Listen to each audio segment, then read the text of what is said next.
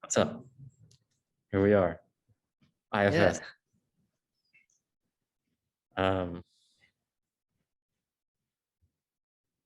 Fancy intro.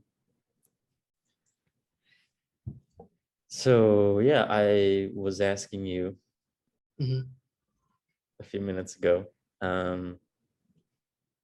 We first talked, not our first time connecting, but our first time talking last spring.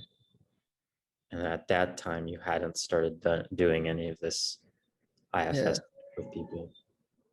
So yeah, tell me more about how that came to be. Yeah. I discovered IFS at some point last year, mid last year or early last year. I don't remember the exact point. I think it started with the Tim Ferriss, Richard Schwartz episode. And it's such a powerful episode. Like they give you a live demonstration of what IFS is like. And especially, it's also very emotionally moving seeing Tim go through that and also seeing the shift happen in real time. And I was hooked at that point. And then I had my first IFS experience with Matt Goldenberg. I had a coaching session with him. And I think that was the first time I saw my IFS parts. And the first time you experience IFS, like it's surreal. Your parts talk back to you and like, oh shit, like this part has things to say, which I didn't really think about. Like insights are coming up from some imaginary figure in my head. And so yeah, from there on, then I think shortly after I had my first MDMA experience, and MDMA and IFS are both very synergistic. And This has been very involved in that development of MDMA. Yeah.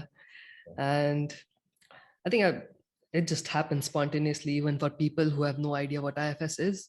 They spontaneously start doing parts work, even without knowing the whole thing about IFS or the multiplicity of the mind. And so and so IFS became a very, very powerful tool for me. Started doing a lot of personal exploration, started resolving a lot of emotional hangups, and I've turned my life around, and IFS is a big, powerful tool for me. But yeah, and other than that, so at some point last year, I started guiding sessions for my friends. It started with one friend, and then more friends joined in, friends of friends joined in, and I kept doing that. And it was a small scale thing I was just doing because I was having fun. A part of me did want to do it on a larger scale and more frequently, but I was like, who am I to even do this for people? I'm not trained. I'm not a licensed therapist.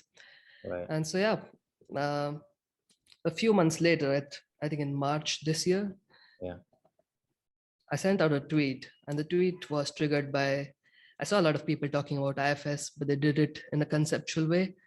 And none of them really, like only a few of them had the kind of excitement that once you have like experienced the full blown IFS thing.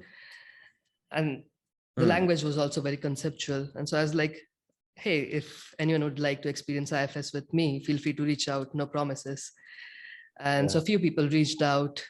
Those people then tweeted about their experiences. More people reached out. And since then, people have been reaching out, and I've been doing this, having fun, learning a lot. People are having transformative experiences, which I did not really expect. And I'm just doubling down on it now and doing more and more of it, learning, deepening my practice. Yeah. Wow. Okay. So there's a few things in there. Like trying to hold on to them to go further in. So there was one thing that was really interesting was when you mentioned your first experience doing it with Matt. Also check the comment that I just left you. Yeah.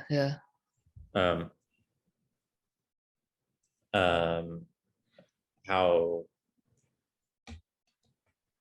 I mean, you just lit up when you talked about it, right? Of like, whoa, like I have these parts that can talk to me and like share things with me. So that was really interesting. I would love to go into that, but I also want to just name the other things. Oh crap, what was it? uh, oh, the I guess the one other main thing is the Mhm, conceptual way that people were talking about it. Obviously, like if you know and remember names and stuff, don't do mhm. that. But like, I would love Yeah. to hear about what you mean by that, or what it was. What's the way in which it was being talked about that you're Mhm. describing as conceptual, and how is that different um, from how you felt your way of feeling about it was and talking about it? Yeah. So Yeah. maybe whichever one you want to run with. Mhm. Yeah. Let me try to go into the conceptual one. Yeah, So what I've seen is like people understand the IFS model, they understand the idea of parts, and they adopt it to their mental framework. And it's a very useful framework, even without getting into IFS, even without doing IFS. Just the mhm, idea that there's multiple parts of you and they want different things, or they just want the best of you. That in yeah, itself is a very useful frame. And people use that frame to better understand what's going on in their mind, try to put across what's going on. And but that's very different from going inside, using your imagination to bring these parts to life, and having a one-on-one conversation with them, just like we are having here right now, and just uh, putting a question, not knowing what the answer is going to be, and then just waiting back, letting the answers come to you. And mhm, also one major difference between doing it conceptually versus doing it experientially is, I don't think you can get to an exile doing it just conceptually. mm, I think getting to the pain, getting a good felt sense of the pain requires you to take an experiential approach, see what's going in your body as well, and stuff like that. And I think the biggest thing that IFS enables is the uncovering of this suppressed pain, which yeah, creates the bottleneck for all our emotional hangups. And yeah, being able to heal that pain or unburden it or whatever creates the foundation for change to actually happen, rather than just trying to resolve conflicts by abstracting out what's going on in your head. yeah. So how come you think that the way I phrased that sounded really Mhm. aggressive and challenging? No, but like, how how do you think about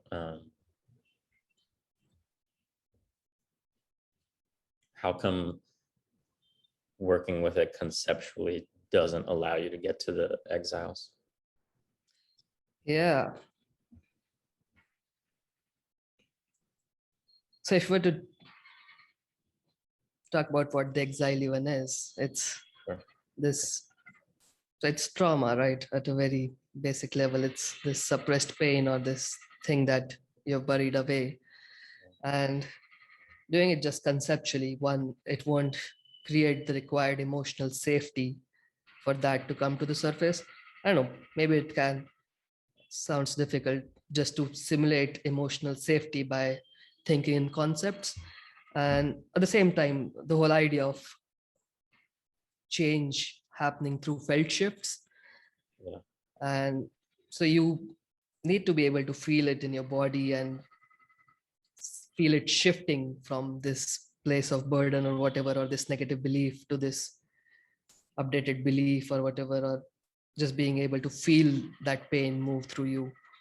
And that can only happen experientially, right? When you're in touch with what's going on inside your body, or yeah, what emotions are coming up. yeah. So when you say because I'm wondering, like, what would it even look like to attempt to find an exile conceptually, and what I'm imagining is like analytically being like, okay, well, like this is my protector, so what does it protect? Yeah, Well, it must be this, right? Rather than being like, oh, hey, to do protector, that. Yeah, hey, yeah, protector, what are you worried about? And letting an answer show up. It, is that the difference that you're getting at? yeah. And the thing is, there's a lot of pattern fitting and a lot of intellectualization happens. Oh, I know that I have feelings of helplessness buried because I've seen them come up in life. Oh, I have this protector which makes me anxious around confrontations. Oh, so it Yeah. must be protecting some part which feels Right. helpless in those situations. So Right. it's easy to map things out Yeah. conceptually, but Yeah. then being able to actually go into them and shift them, I think that can only happen experientially. Yeah. That definitely seems like, and I've experienced it as a danger of getting too involved in the IFS language and concept that you're like, well, okay, so Mhm. there's exiles and there's protectors. So if I experience an exile or if I experience a protector, then like logically there must be an exile, and then you just start Yeah, yeah, logic yeah. with your parts. Yeah. Hmm. When because I also watched that interview with Tim Ferriss and Dick Schwartz. I Mhm. never have gotten the impression that Dick really emphasizes like the felt part. Mhm. Yeah, Like, it's been 2 years he since talks about I, voices. yeah, it's been 2 years since I last heard it, so I don't remember the content, but I do remember they did talk. I think Richard Schwartz did mention feeling something in his throat, Hmm. and sorry, Tim Ferriss mentioned feeling something in his throat, and that's, I think Richard Schwartz did point him towards body sensations or something. I don't remember, Yeah. but there was Not that something. he Yeah, doesn't do it, but yeah. Mhm. um no, just 'cause since you mentioned that of like having to feel the pain of the exile rather than being like, well, logically it must be there. Yeah. Yeah. I'm curious how do you most commonly experience your parts? Is it like a voice coming to you, or is it a sensation or image or Yeah. So it's for me, it's all of them. And lately I've been trying to lean more into the somatic side of things to make things more concrete Mhm. and try to go for the felt shifts, like get a flesh out the felt sense. If I am accessing a part, where am I feeling Yeah. that part? What's the quality of that sensation? And I think that makes a big difference. It makes, because the imaginal work is very abstract in nature otherwise. Mm. Getting into the body makes it more grounded and enables a deeper connection with the parts as well as what's going on in your body. Otherwise, I really like this idea of trying to increase the dimensionality of parts. So if you have image, see if you can get a body sensation. If you have a body sensation, see if you can get an image. See Yeah. if you can also get thoughts and words. Right. So trying to make it as much 3D as possible. Right. Yeah. That reminds me of that thing from um, what's his face, the somatic experiencing guy. Mhm. That was like all the different ways that you can sort of point out Yeah. qualities of the felt sense. That was really Mhm, helpful. mhm. Uh, Yeah. I'm guessing you kind of are talking about that with a part. Like maybe it shows up one way, but then it's like, oh, what about like what color is it? What temperature is it? Yeah. Yeah. Yeah. Yeah. Yeah. I'm finding that useful lately Yeah. for my personal practice as well as the sessions I guide, just prompting people to notice the subtle details. It just makes the felt sense stronger Right. and the connection gets stronger. Yeah. Yeah.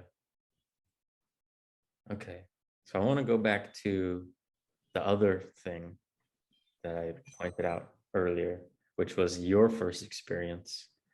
Yeah. Um, because I think why that stood out to me was that I don't know why, but I never felt like I had quite such a like, oh my God moment about it. Mm-hmm. Like I've been deeply excited by IFS, and it obviously it's been in my fucking bio for like a long time, right? Yeah. Like, Yeah. Yeah. but I don't know that I ever had a moment of like, whoa, in the way that it seemed that you had when you first told me about that. So Yeah. Wh- Yeah, maybe if you're willing to share, obviously, it's totally Mhm. private thing, but that first experience you had when you got led through it with Mhm. Matt, it was Yeah. it was Yeah. pretty quickly after you discovered IFS. Yeah. The timeline is fuzzy. Oh, by the way, like you played a big role in me discovering IFS. I think I discovered the Tim Ferriss podcast through one of your tweets or through one of the replies to your tweets. Cool. And yeah, so thanks for that. Yeah. And yeah, I had my first experience with Matt, and I went in trying to solve a procrastination problem. Yeah. And That makes sense.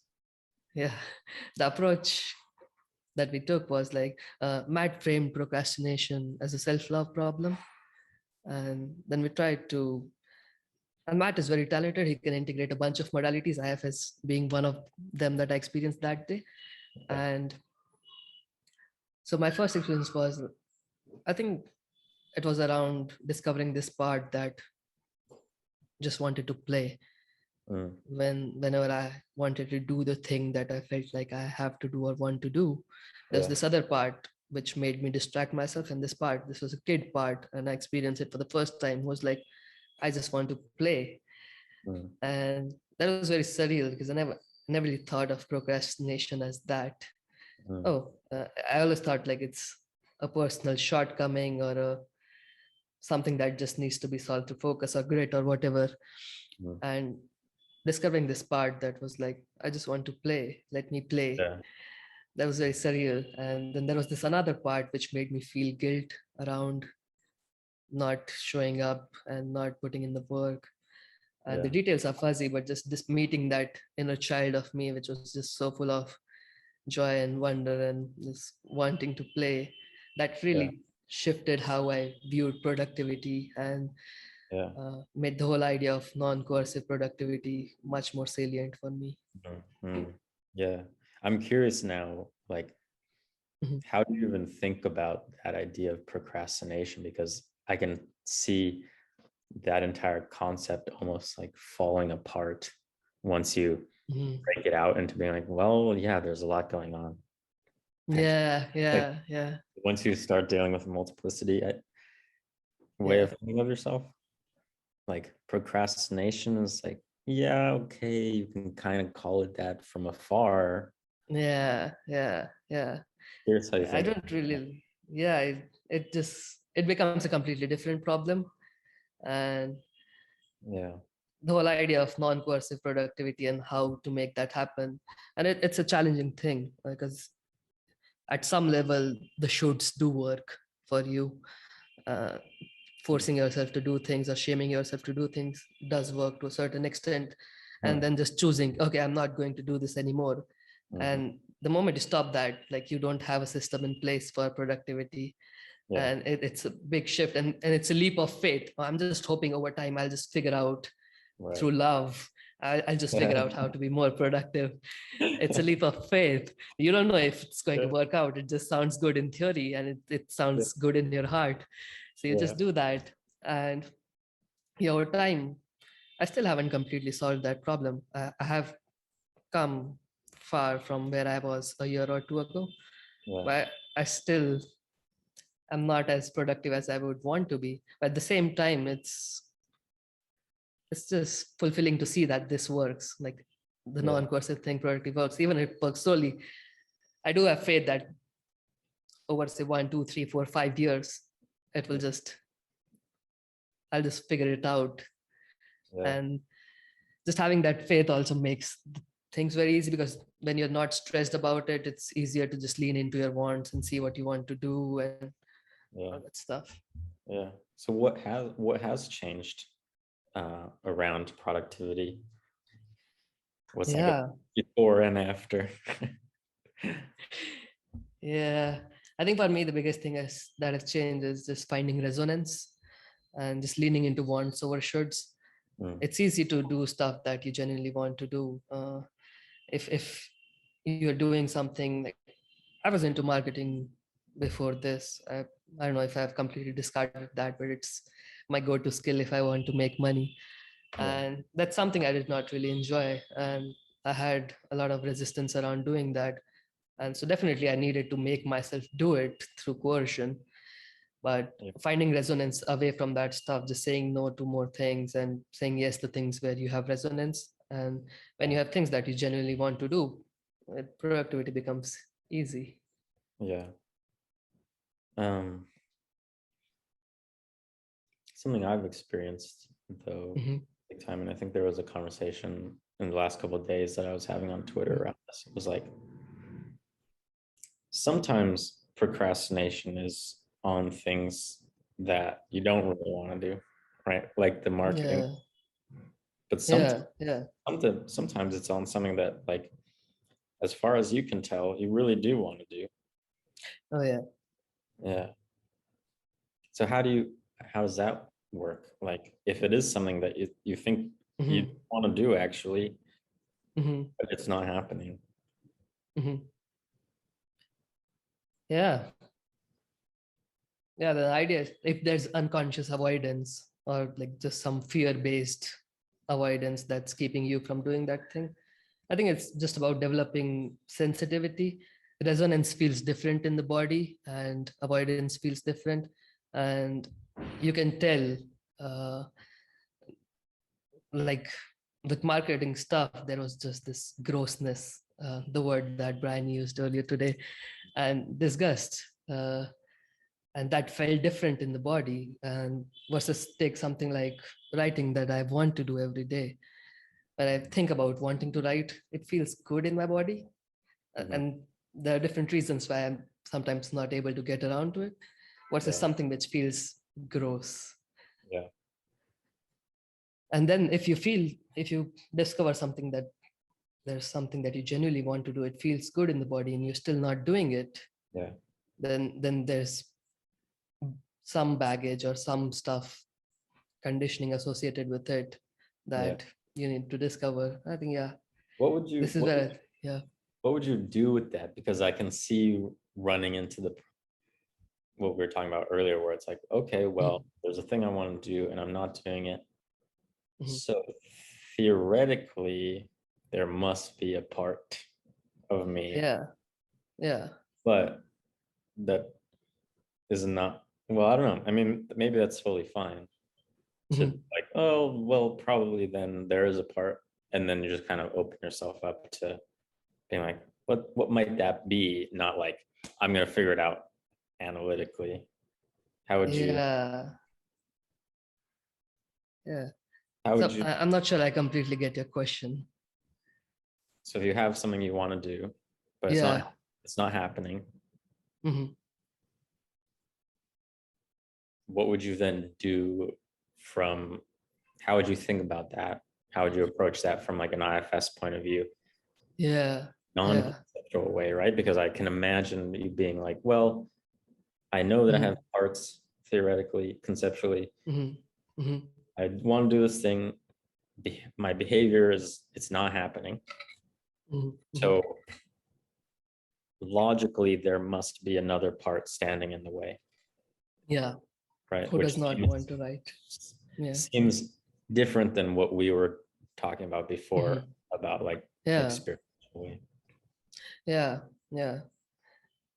And I think this is where IFS is specifically useful when we discover polarization or internal conflict. Yeah, It animates the whole conflict as two different parts trying to pull you in different direction and have their own different reasons. yeah, And I think it's again a very complex situation, right? For example, there might be a part who does not want to do thing because it's afraid of the attention, or just afraid of other people's criticisms, or yeah, afraid that if he writes something and puts it out and it does not get praise or it does not get validation, it yeah, will bring up some old pain. Or yeah. it could be just like you might be stressed in a different area of your life, and because you are stressed in that area of your life, some other part of you wants to just distract you by making you scroll. Mm, And so that's why you're not able to get around to doing what you want, because some other part is busy doing stress management for you. mm, So yeah, I think, yeah, this is where shifting from a conceptual, because conceptually I think we can come up with more possibilities why we might not be doing the thing that we want to do. There can be multiple reasons, but getting down to it and checking in with the body and seeing where the resistance is, and then inviting that part, asking what it wants or what is it afraid of, Mm. and yeah, and then getting to the deeper want or the deeper fear. Yeah, okay, because that was I guess that was like, I didn't ask the question well, but it's like if you were only aware of the part that wants to do it, I guess, though, you are also aware that you're not doing it, and so you are aware of Yeah, it. So you yeah. don't have to be like, well, there must be a part, because you are aware that it's not happening. Right, and then you can, Yeah. gotcha. Yeah, when you had that first work, or the session with Matt, had you never had the experience of like your parts speaking back to you? Yeah, I don't know. I probably had not had an experience. I was reading about IFS. I think I had picked up the book Self Therapy, and I was trying to just read it without really practicing it or whatever. I think maybe one of the reasons why I booked the session was because I wanted to experience IFS. I don't remember. But yeah, it was probably my first surreal experience where my part talked back to me and said things that surprised me. Yeah, cool. Yeah, I think it's hard for me to put myself in the shoes of like not knowing about IFS.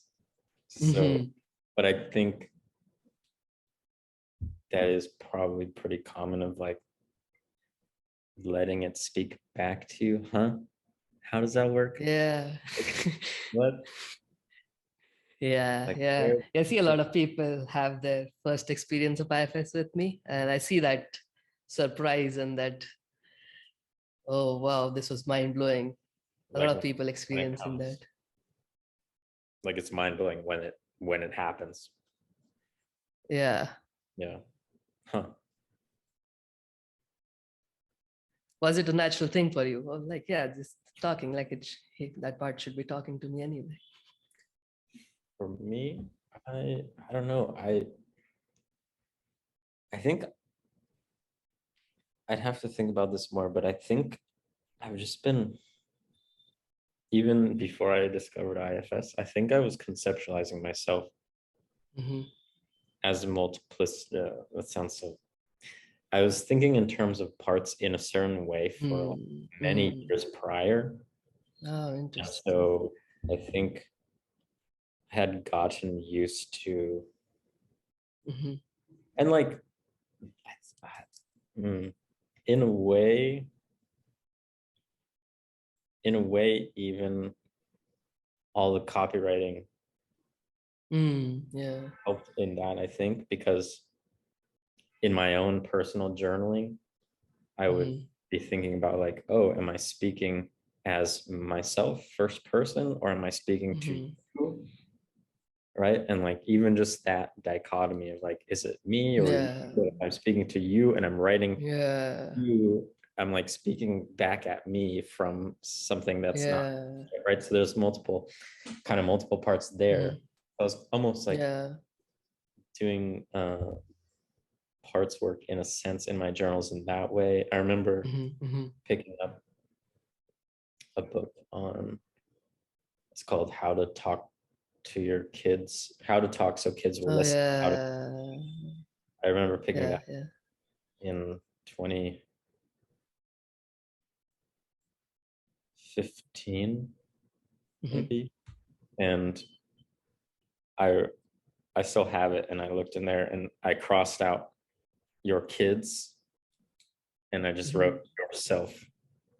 It was like how to talk to yourself so you will listen. So like that whole like inner child idea been with me for so long. So I think once IFS came along, it was just like, oh, this really helps to like refine it. Right. Yeah. Right. But Right. Right.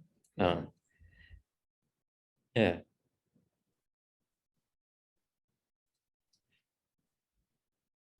Hmm. So we have our questions here on the side, Yeah. and I know this is an interview, but I'm curious, I'm curious if there's Yeah. any question that you want to take. Yeah. Yeah. Let's start with this one. I think we both have a lot of things to say on this. The question says, I think I'd be afraid of what the point of it all is. What if it causes more harm than good? What Mhm. does transformation even mean? And can it be quantified? Yeah. I've been skeptical of trying it because all I see are benefits. What about the downsides? These are just a few. I honestly have not gone down this rabbit hole too much, but these are some thoughts holding me back from going down it. Yeah. Yeah. Please. Yeah. Yeah, I've been chewing on this whole idea that I think I first read in Meditation Stuff's Yeah. blog, Yeah. Mark Lipman's blog. It was around healing doesn't necessarily lead to more happiness in the short, medium term. It can create new existential problems. And I've also seen it at some level in my personal life, in the people around me. Not major problems for me as such, but yeah, the thing is, healing can be destabilizing because when you unlearn your old safe beliefs that made the world predictable for you and help you navigate reality, and you haven't yet replaced them with new ideas or new ways of being, and now you're Yeah. suddenly in a place where, for example, you might want to quit your job or you might want to break up with your partner, and you go do that because you realize, oh, I've been in this relationship or in this job because of the wrong reasons, and I'm getting out. And it can create its whole new host of problems, and it can bring up more pain. Like you break up with a partner and then discover other traumas that have been neatly packed away. Yeah. So yeah, it is a valid concern at some level that Yeah. it can be destabilizing and it might create some harm in double quotes. Yeah. And my thoughts around this is that if there's some pain or if there's some trauma that you're carrying, you're already enduring it, and it might be neatly packed away right now. But the nature of life is such that it will bring those things to surface, and there will be shocks, external shocks that bring those things to surface. You won't know what hit you, and it won't be a conscious thing. It would be something that you're forced to face.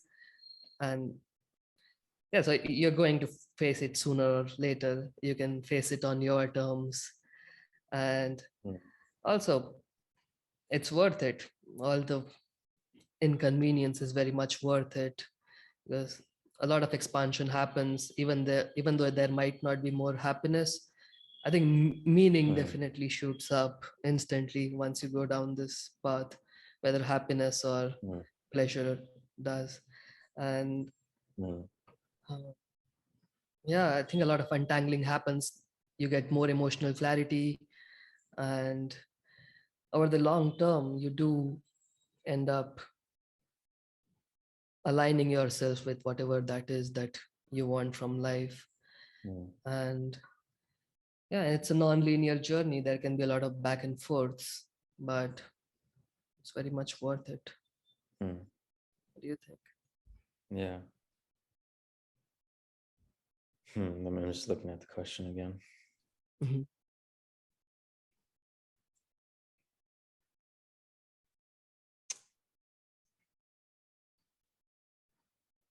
The one in the middle stands out to me, right? What about the downside? All I see Right. benefits. Yeah. What about the downsides? Well, I mean, the Mhm. one thing that really comes up for me, well, everything you said, I agree.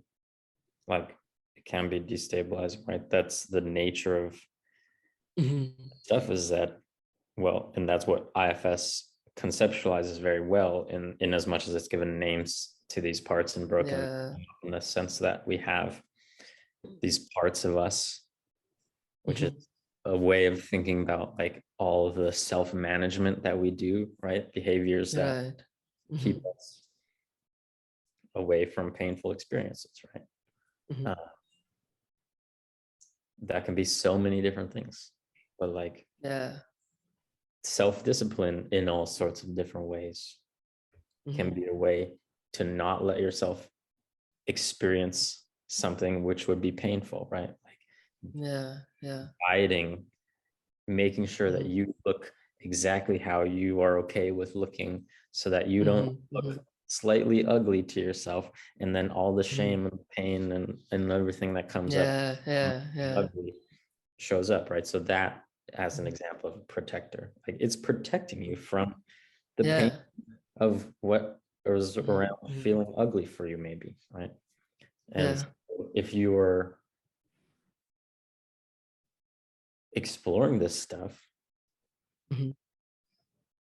you're getting to know those protectors, or like getting curious about what kind of behaviors those are and Mm-hmm. what they're doing and what they're protecting you from. Like Yeah. a downside Mm-hmm. is that you probably will get more exposure to the pain that you're being protected from. Mm-hmm. Um, Yeah. and that, I mean,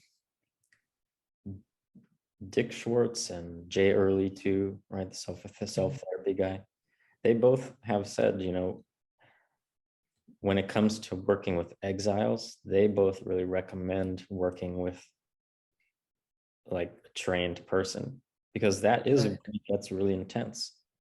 You Mm-hmm. know, Yeah. protectors, some of our protectors like are really fucking strong, have been Mm-hmm. working their whole Yeah. lives to keep us safe from whatever it is, right? Yeah. This dieting, like our approach to work, and like Mm-hmm. everything, like all the things that we strive to discipline ourselves to do are often examples Yeah. of that. And so Yeah. when you sort of probe, that's the thing though, probe is like not a good word Mm-hmm. because ideally in an IFS scenario, you wouldn't be probing beyond what is safe to do. Yeah. But regardless, once you get down to that level of the exile, that Mm-hmm. is, like you said in the beginning, like that's your fucking trauma. Like Yeah. that's your pain that you've been Mm-hmm. getting shielded from your whole life because it's so painful. That's the whole reason why Yeah. Yeah. Yeah. Yeah. your behavior and parts exist. Mm-hmm. And so, yeah, it's going to be painful, and it's not going to feel good, and it's going to be Mm-hmm. destabilizing, like you said. Well, I mean, you kind of said destabilizing for other reasons, Mm-hmm. like there's destabilization that can happen from getting more clarity and being like, oh, I'm actually going to take a step towards what I want, but it also, Yeah. like, these other Yeah. my life kind of fall away. Mm-hmm. But yeah, just getting in there with parts, like you're working with your pain, and we have spent our whole lives like keeping ourselves away from that pain. So Yeah. like, in that sense, that's a downside potentially, or that's a Mm-hmm. the less pleasant part of it, I would say. Yeah. It's Yeah. not, I wouldn't say it's a downside. You could say is a downside or a danger is that if Yeah. you It's a do risk. that the without the safety provided, like Mm-hmm. without the context of safety, or without someone helping you, and you're just like Yeah. mucking around in your exiles and your pain and your trauma, Mm-hmm. like Mm-hmm. forget about IFS language. But if you're Yeah. like getting in there with your trauma and you don't Mm-hmm. have safety in all sorts of ways, that's Yeah. not going to be good. That's often going to create more stress for you, put you, we could talk about it in terms of nervous system stuff, whatever, like Yeah. Yeah. Yeah. that's going to re-traumatize you. It's going to push you Mm-hmm. back into a state of stress that you can't handle and then can't process, and then further mechanisms Yeah. need to show up in order Mm-hmm. Mm-hmm. to protect yourself. Or we could talk IFS, and in the face of that Mm-hmm. intense pain, you get Yeah. firefighters, right? Which is the other Yeah. form of Yeah. protectors, which is like, oh fuck, Mm-hmm. it's so bad. I can't handle this. We need to just Yeah. do anything we can to escape this pain right now. It doesn't matter how intense and terrible of an idea in the long term that strategy is. Yeah. It's like we need to get away from Yeah. it. That's like what addictive behaviors usually are. Yeah. For Yeah. me, Yeah. for me in the past, that's been like Mhm. binge eating and stuff and other things. But Mhm. so that can happen if you're Yeah. not well prepared, if you're not well guided, if you're not safe, that Mhm. pain can come up. And then these other things, it's like you can't handle that. So you're gonna like run to safety as Mhm. quickly as you can. And oftentimes those ways of running to safety are not Yeah. very good for you overall. So that can be a real Yeah. danger, and that can be a real downside. Mhm. Yeah. Yeah. Agree. Um, yeah. There's one more interesting question within that. What Yeah. does a transformation mean? Mm, yeah. Mm. What do you think? Mm. I think a transformation at a small level, even at a micro level, is being able to one experience a very real shift in your body, like an increased embodied sense of safety, an embodied sense of connection with yourself, and also a shift in your way of being, and which people often experience when an exile gets unburdened and they invite the protector back in who was protecting this exile for God knows how many years with Yeah. that particular way of being.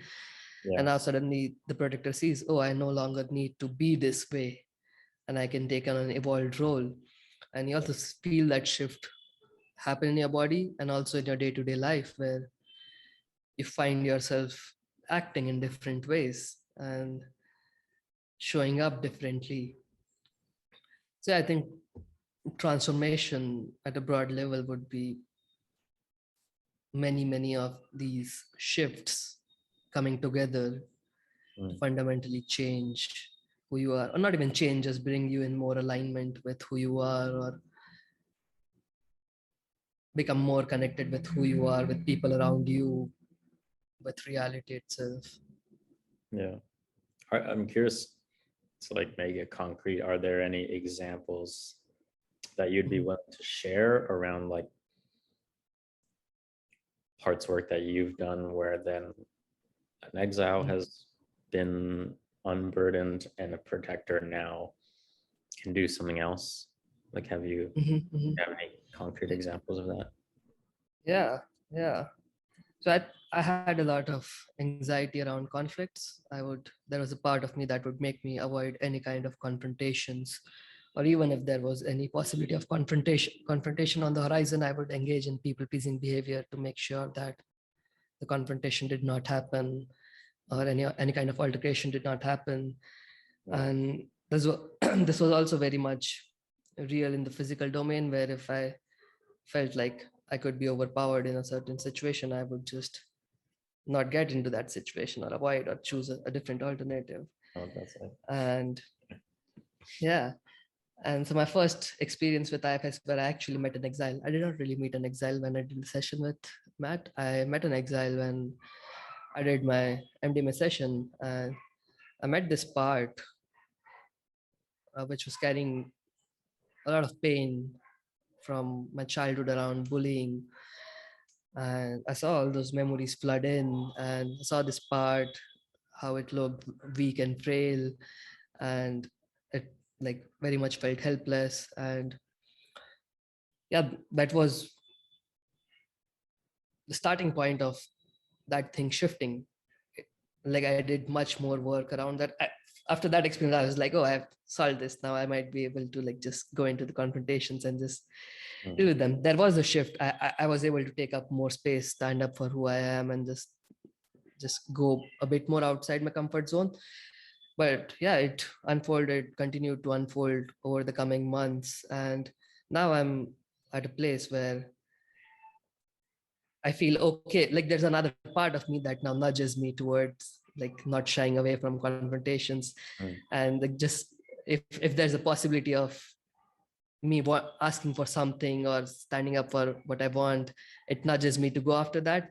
And now that there's this other part that's not holding me back, that's kind of now okay with testing the Yeah. waters, I'm starting Yeah. to go more into it. And as I experience those situations and see, oh, I'm safe, I can ask for this, or I can just express myself, and oh, like this is nothing to worry about. So you also get real life experiences that give you an embodied validation that it's Right. okay, you are capable of handling this. And so that's a big shift for me. Yeah. Because you dealt with that underlying pain of what you were, Mhm. what was being avoided by not getting into conflict. Yeah, And now it's like, okay, well, yeah, the yeah, conflict is not yeah, going to trigger my exile like it used to. yeah, yeah. I think like for me, the biggest noticeable shift happened some weeks or some months ago, where I was Yeah. suddenly okay with the idea of, oh, if I go into that situation, or if something happens, or if I get into a fight or whatever, I might get hit. It's like, okay, we can take a hit, no big deal. Yeah. Yeah, that's pretty Yeah, concrete. and that was like, I could have like felt this all my life. Why wasn't I not okay with just, okay, we can take a hit, no big deal. What's the big deal in Right. getting hit once? The big deal was that it would have brought up all the pain from childhood where I felt helpless and humiliated or weak or whatever. Right. Which is, yeah, a very big deal. Yeah. Can just fucking floor you. Right? Yeah. Yeah. Yeah. Wow. That's really cool. Thanks for sharing that. Yeah.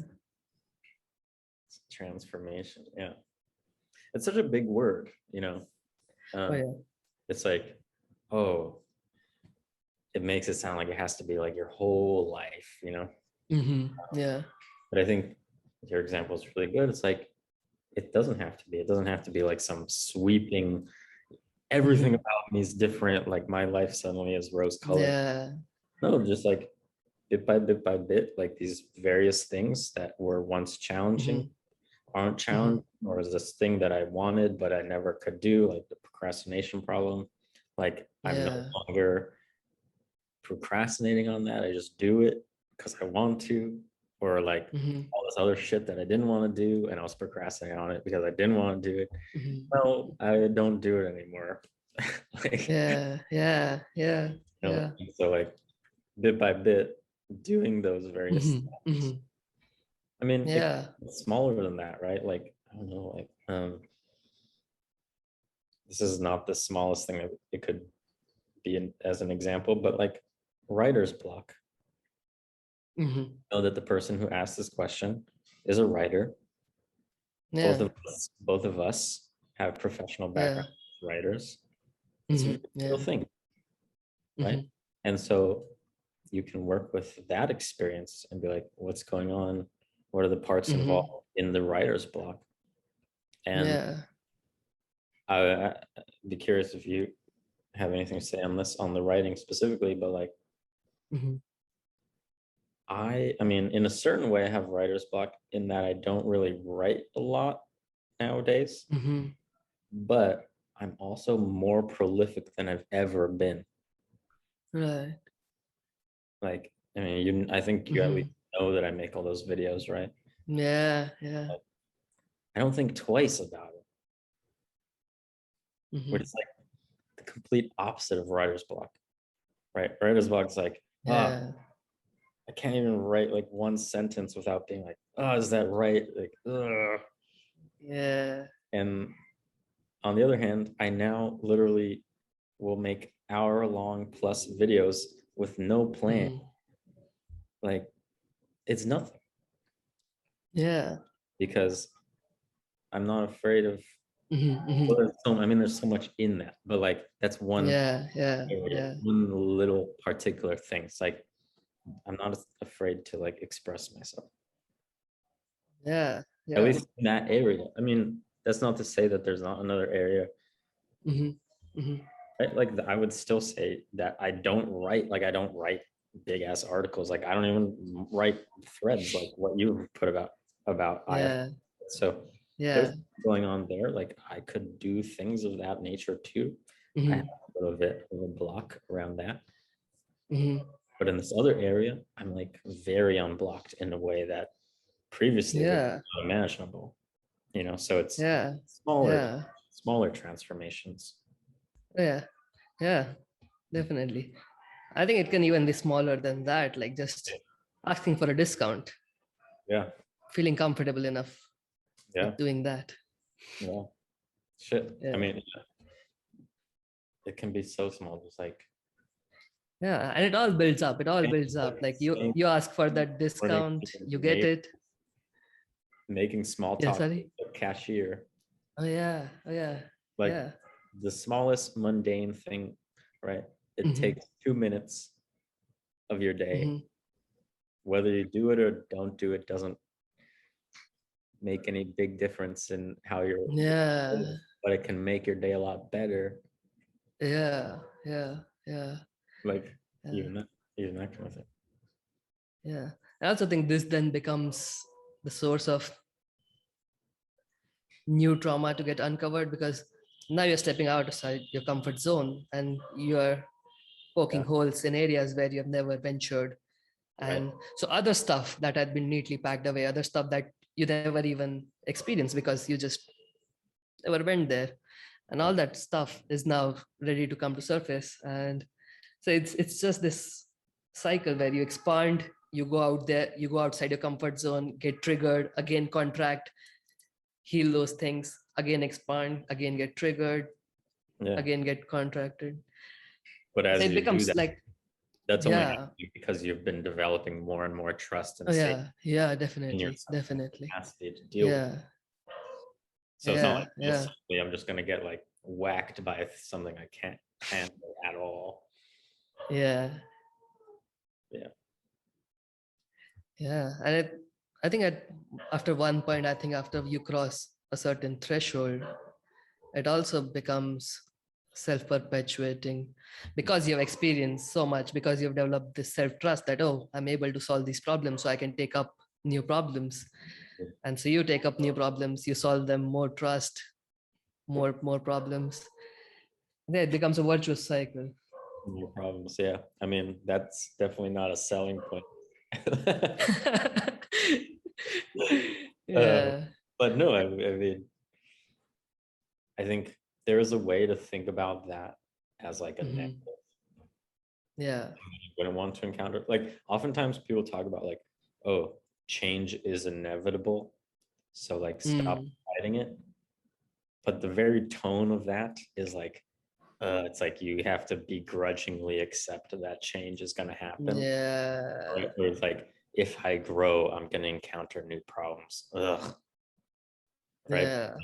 It doesn't have to Yeah. be that. It's like, no, like, yeah, change is always going to be the Hmm. case. And like, Hmm. yeah, if you're growing, you're always going to encounter some new challenge. Like, that's how that Oh works. yeah. It's not like a Yeah. negative thing. But if you want, you can like just stick with the challenges that you've been dealing with Yeah. your whole life. Yeah. Like, that's fine too. Yeah. Yeah. I feel a big difference between those two is when the challenge is imposed upon you, you will Mm. probably not be prepared for it. You will be thrown off your center and you will be just somehow trying to get back on your feet and just get back to your ways of coping. Versus if you, when you invite it from a place of stability, this is a very natural objection that parts also have, right? Mm. Why are you opening the can of worms? Everything's good. Yeah. Why even go into it?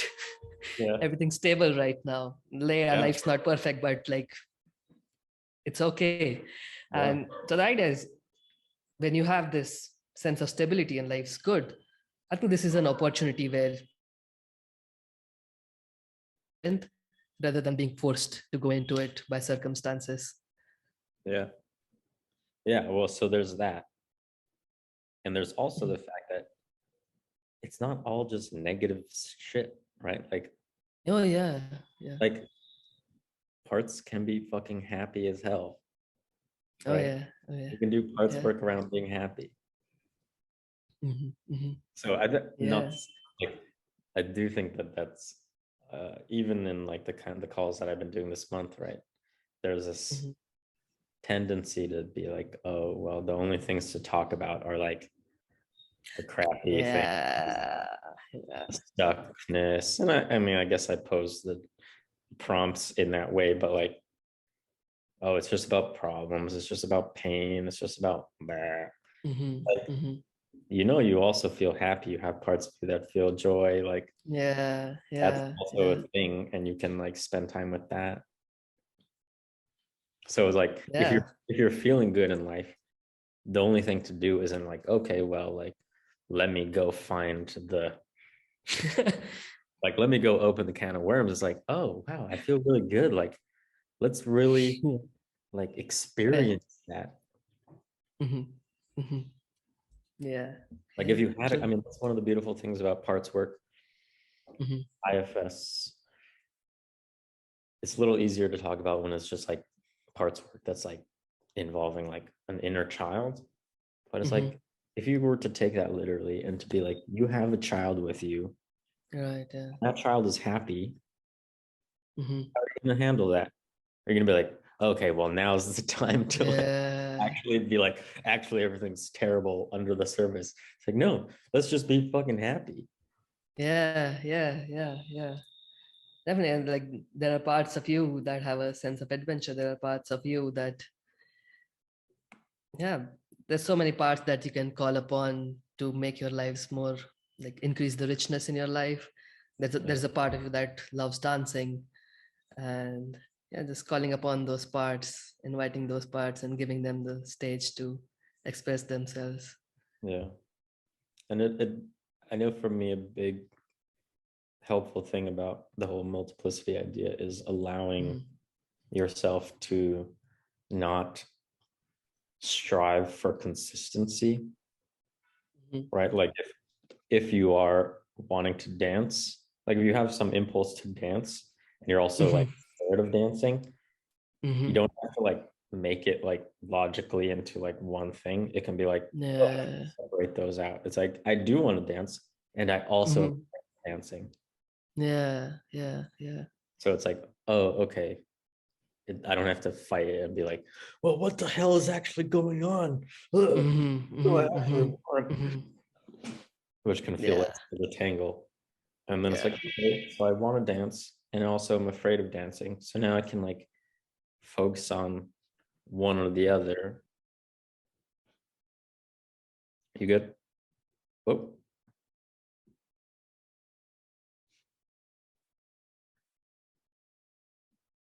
hey, Hey. lost you for a second. Yeah. Um, but yeah, so it just allows you to Mhm. differentiate things more, look at Mhm. more detail and not, I mean, even on like a large scale, like myself, I have to be consistent, right? The whole thing about Right. being Yeah. a hypocrite, like I say I want that, but then I do that, like, oh my God, I'm a hypocrite. It's like Yeah. just have like different things inside of you. Mhm. Yeah. Yeah. Definitely. Yeah.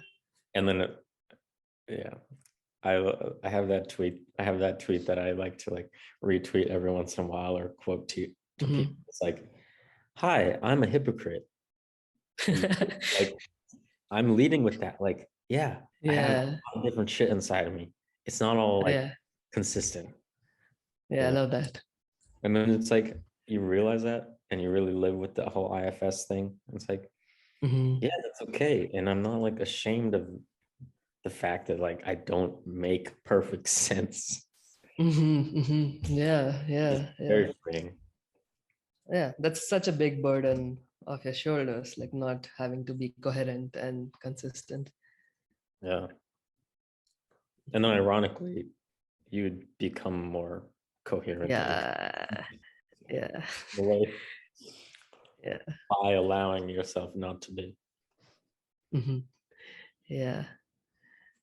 You want to take the next question? So moving into, Mhm. you want to jump down to the next set. Yeah. Um, yeah. So there was that thing about meditation stuff. Um,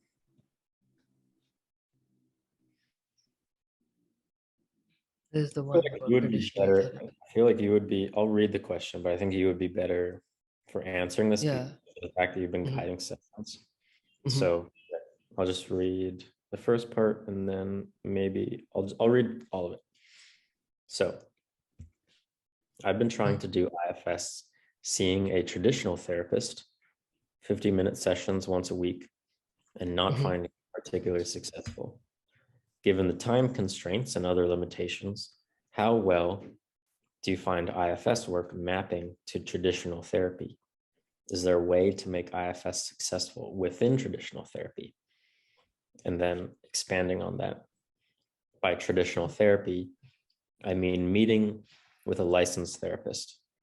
I've met with multiple therapists who specialize in IFS. They both keep to a 50-minute session once a week. I suspect that that's not a very effective model for IFS, since, as you point out, longer sessions can be really helpful. And if you're not having longer sessions, one time a week is really slow. So can IFS be helpful, successful in that context? Mhm. Or do I need to like extend my sessions? Yeah. Yeah. Yeah. Let's start with this. So, in my experience, I see that the first 15 minutes or so, or the first 30 minutes or so, like you often need that much time for things to get a bit stable, for trust to build, for connection to be established with your parts, with your guide. Mhm. And this is where like things start to get interesting for me, like around that 1 hour mark. Now that there's a certain level of emotional safety, there's a certain level of connection, the parts that usually derail the process because they're worried about pain coming up through the process, they Mhm. are okay with the process unfolding and are not interrupting anymore. You are having a free flowing conversation with your parts, and this is where it gets deeper, and like having to cut it off at that point just seems like a lot is being left on the table. And I Yeah. don't know if you can just pick right off in the next session from where you were. You Right. need to again build a certain level of context and connection, and so it does seem a limitation. Yeah. And yeah, I don't know, I think one what would be the way around it, because therapy and everything works so differently everywhere around. I'm not familiar with the US model and how things are. But Right. yeah, I think starting with requesting double sessions, or it's definitely worth it. And because that second hour allows you to go into the pain, and because you are not, there's no ticking clock at the back of your head, you can be relaxed and actually go into the pain. Otherwise, if you're at the 40-minute mark and you know you're only 10 minutes away and you've just made this exile, and so part of you will come in and it's like, hey, we don't have enough time for this, let's just Yeah. not go into this. Yeah. So yeah, I Yeah. think 90 minutes, at least 90 minutes is a good benchmark for deep IFS sessions. Of course, you can have great 30 minutes IFS sessions as well, probably great 15 minutes IFS sessions as well. But Yeah. yeah, a Yeah. complete session. And after, you don't just want to just unburden the exile and just wrap it up quickly. You want to spend time with that. You want to allow yourself to feel good in that moment. Yeah. And you also wanted to bring in the protector and discuss a bunch of other related stuff. Right. So yeah, Yeah. I think definitely a big limitation. imagining it as like a bunch of real people uh, Mhm. can be very helpful in this, right? It's like, okay, let's say we just brought in a family or a group, like we're having a meeting and it's like a Yeah. emotional meeting and someone was just like very vulnerable for like 30 minutes and they're Yeah. like, okay, time's up, bye. like, Yeah. like Yeah. Definitely. Yeah. yeah. I And I wonder, I mhm, don't know that the person asking this necessarily is bringing this into the questions or is this way, but I mhm, can imagine, you know, the two of us are like, we didn't nerd out about this, obviously, we're having this conversation. mhm. Um, Yeah. uh, but like a lot of people, most people, they just want to go to a person and do the work. Mhm. Right? So they're not Oh yeah. necessarily thinking about it Mhm. outside on their own. And that gets tricky because for me, I'm like, well, like you don't have to, it doesn't have to be only within the sessions, right? Mhm. Mhm. For me, it's like something on my mind all the time, Right. some Right. degree, just kind of keeping track. Um, so I don't, it's hard for me to even put myself in that position of being feeling Mhm. limited Mhm. by the time of the session. Yeah. But again, we're a lot more engaged with this than most people are gonna be. So yeah, Yeah. the double session seems good. Yeah, because otherwise you get into it a little bit and then yeah, you're like, oh, Mhm. Mhm. thanks for sharing, little exile. Yeah. Yeah. And try to remember for a week what happened. Yeah. Yeah. Yeah. And this is where the risk you previously brought up, like if you open something up and Mm, don't close it off properly or don't allow a safe container, yeah. and now the exiles on the surface and you're just trying to live a normal life with that pain leaking Right. out. Yeah. Yeah. Yeah. Yeah. Good luck Yeah. with that. Yeah. So also one more question here. How does IFS map to traditional therapy? Yeah. And I consider IFS a therapeutic technique, and so for me, it's personally I believe it to be much superior than most traditional therapeutic techniques out there, like CBT. Yeah. And I also believe that any therapeutic modality that does not directly engage the unconscious is kind of inferior to the modalities that directly engage the unconscious, either through imagination or either through working with the body. Uh, What are your thoughts on that? Well, I like that, and I want to ask you about it. I think Mhm. because the second part of the question is, I was like, what do you Mhm. mean specifically by traditional therapy? Because it's like Yeah. I don't think that there is a traditional therapy, right? Like even Freud Mm. in his time he wasn't the only person doing therapy in the world. Like there's Mhm. no one kind of Right. therapy. Yeah, of course. I think Yeah. there's that, and especially now, like there's so many. Oh yeah. Oh yeah. Even within IFS, there's different styles. But like Oh yeah. I do think maybe what was meant by traditional therapy here was more like the Okay. structural, Oh yeah. which you just addressed. It's like, yeah, Yeah. there are structural limitations in Mm-hmm. Mm-hmm. working with somebody, and then the insurance factor and all that. Mm-hmm. Yeah. Okay. But okay, but to your question about like Mm-hmm. the unconscious, I don't know. Say more about that. What? So you said you think that modalities that work with the unconscious Mm-hmm. are generally better than ones that don't. Yeah. For healing, there can be other objectives of therapy. I don't know, apart from healing. Maybe you just want to talk it out. Maybe you just want to express yourself and you feel like therapy is a good container to do that. Yeah. I think in that situation, maybe general talk therapy might be more useful. But if we are actually talking about if the objective is unburdening of pain and healing, I think yeah, modalities that engage the unconscious either through imagination or the body Mhm. are somewhat superior. I think What considerably is, I superior. mean, when you think of Mhm. therapy that doesn't engage the unconscious, what is there anything specific that Mhm. you're thinking of? Mm, Cognitive behavioral therapy for Yeah, one. that would be the one that comes Yeah. to me too. And it's the But most common one out there, right? yeah, but it's also one that I am not that familiar with, like on a Mhm, technical level. So I don't know. mhm.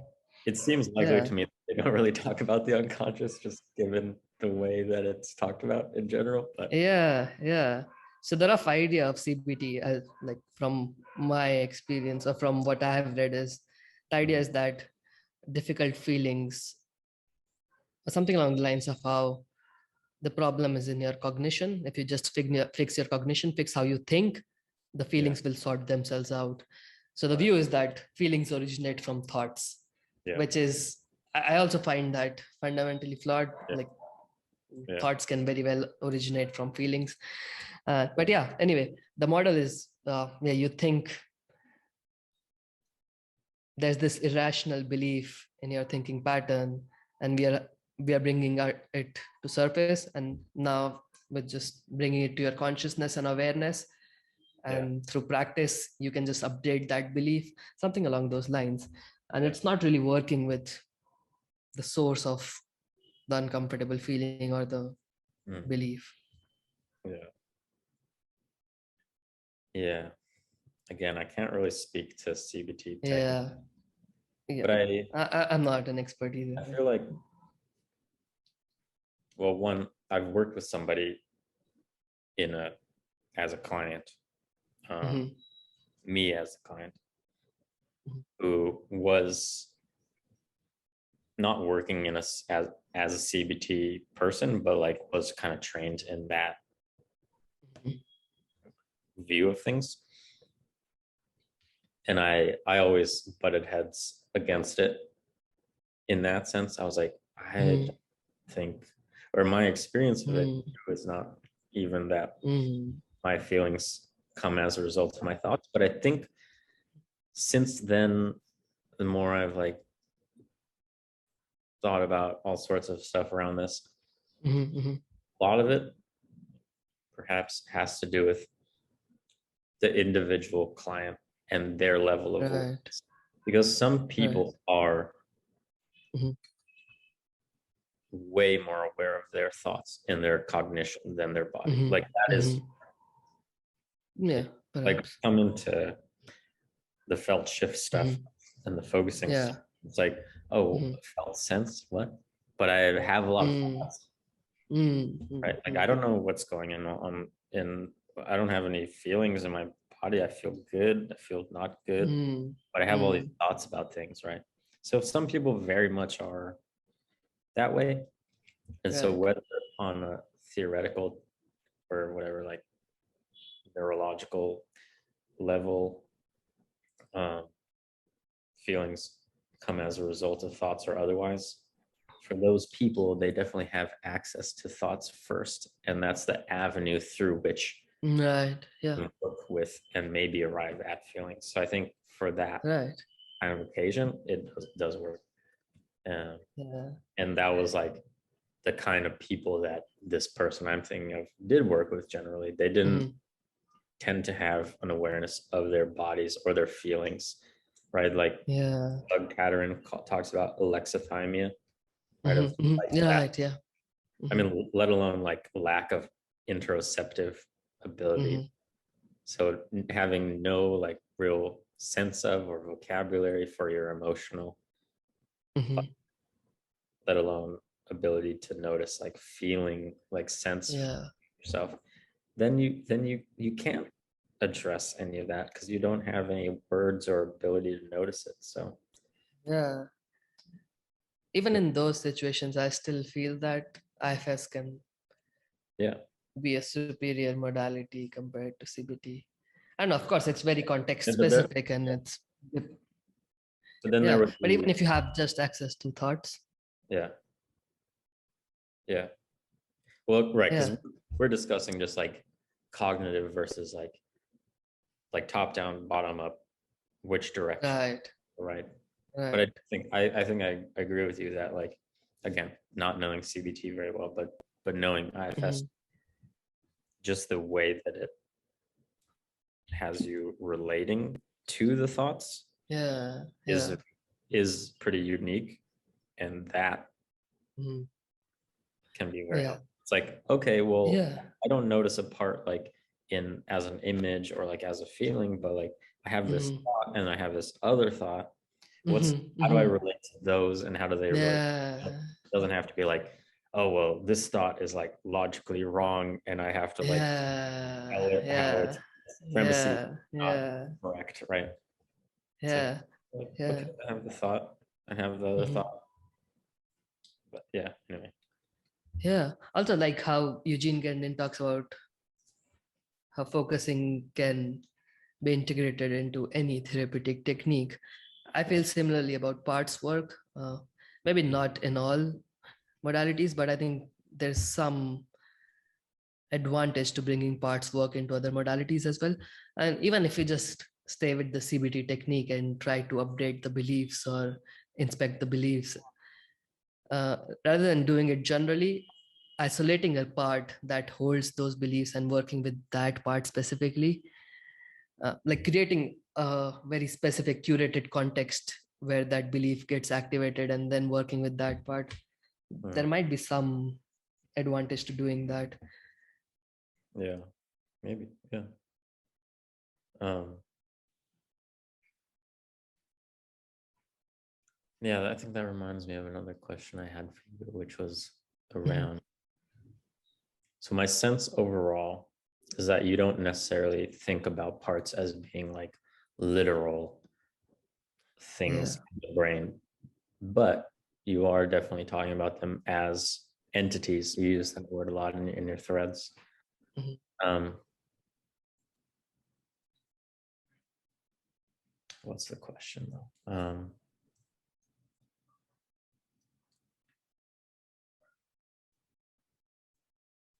I think you tweeted this question that does it make a difference whether parts are literal or not?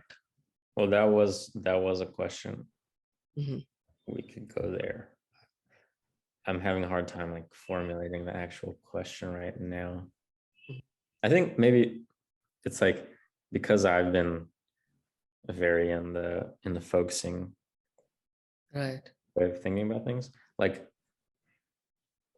parts work occurs in even just the language of focusing a lot of the time, right? Like there's a part of me or there's Yeah, yeah, yeah, yeah, yeah, yeah. but one of the very distinct differences is there's no attempt to be like, well, it's a part and now it's like an entity. Hmm. It's like, oh, I noticed Right. it. Right. So like I tend, even though I've spent a lot of time with IFS, I don't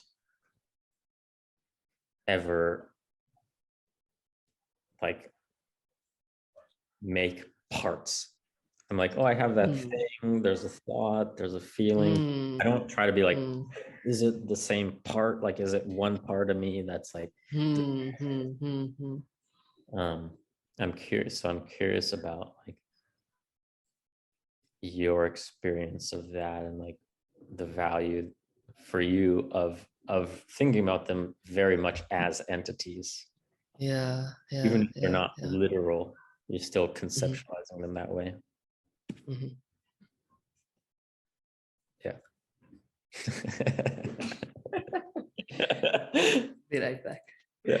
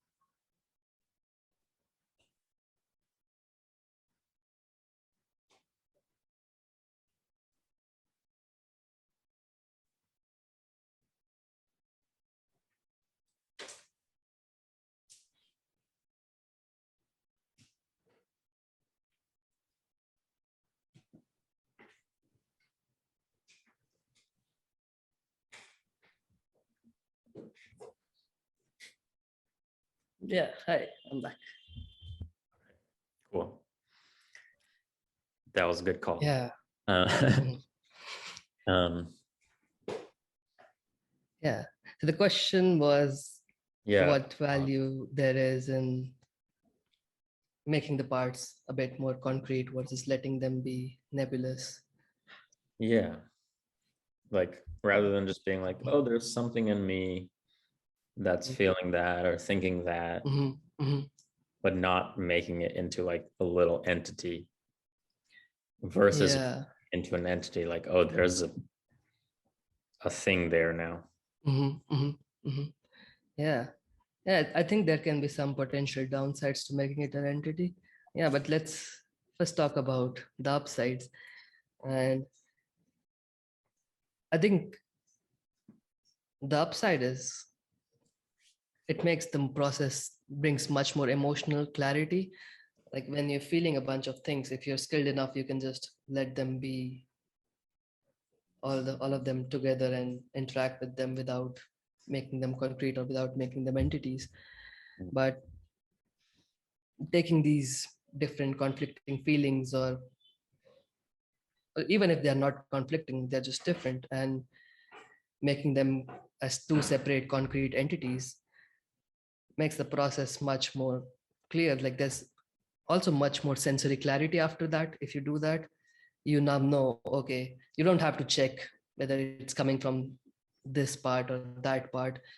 And if you're a visual person, it like just supercharges the process because now you have these whole as entities with a body and everything talking to you, and it creates a one more dimension for connection. Mm. And I'm a very visual person, and it's so fun to see what form my parts take. They often take up forms from TV shows and movies for me, and it's fun to see what my mind picks up, what resonates for the mind. Uh, and then I'm able to have a conversation with these parts like I'm having a conversation with you. It flows much more freely Yeah. versus if I don't really force them to take a form and just let them be. Yeah. It can still work, and maybe it has its own advantages, Mm. but it's a bit nebulous. It can be confusing at times. Yeah. I guess that's not a problem that I personally run into. It almost seems like a problem that you would run into, like if you are reading about IFS and you're like, Mhm. because I've obviously seen that and I've seen it addressed in books and stuff. It's like, Mhm. okay, well, like, how do I know if this is coming from this part or another part? And it Right. was this thing like, oh, like, I don't want to get it wrong. Um, Mhm. but I don't know, maybe because it's not that I never had that concern, but as it's evolved for me in practice, I am just not concerned about that. Being like, does it come from there or from there? Mhm. Mhm. It's not even like confusion. I think also Okay. I'm not that visual, or Yeah. so I'm not like picturing things. Yeah. Yeah. So there's not like a Mhm. thing in my mind that I'm seeing Mhm. as an entity to begin Mhm. with. Mhm. That might play a part. Yeah, in your way of interaction with these parts, they are almost entities, right? Even if they don't have a concrete form. Oh,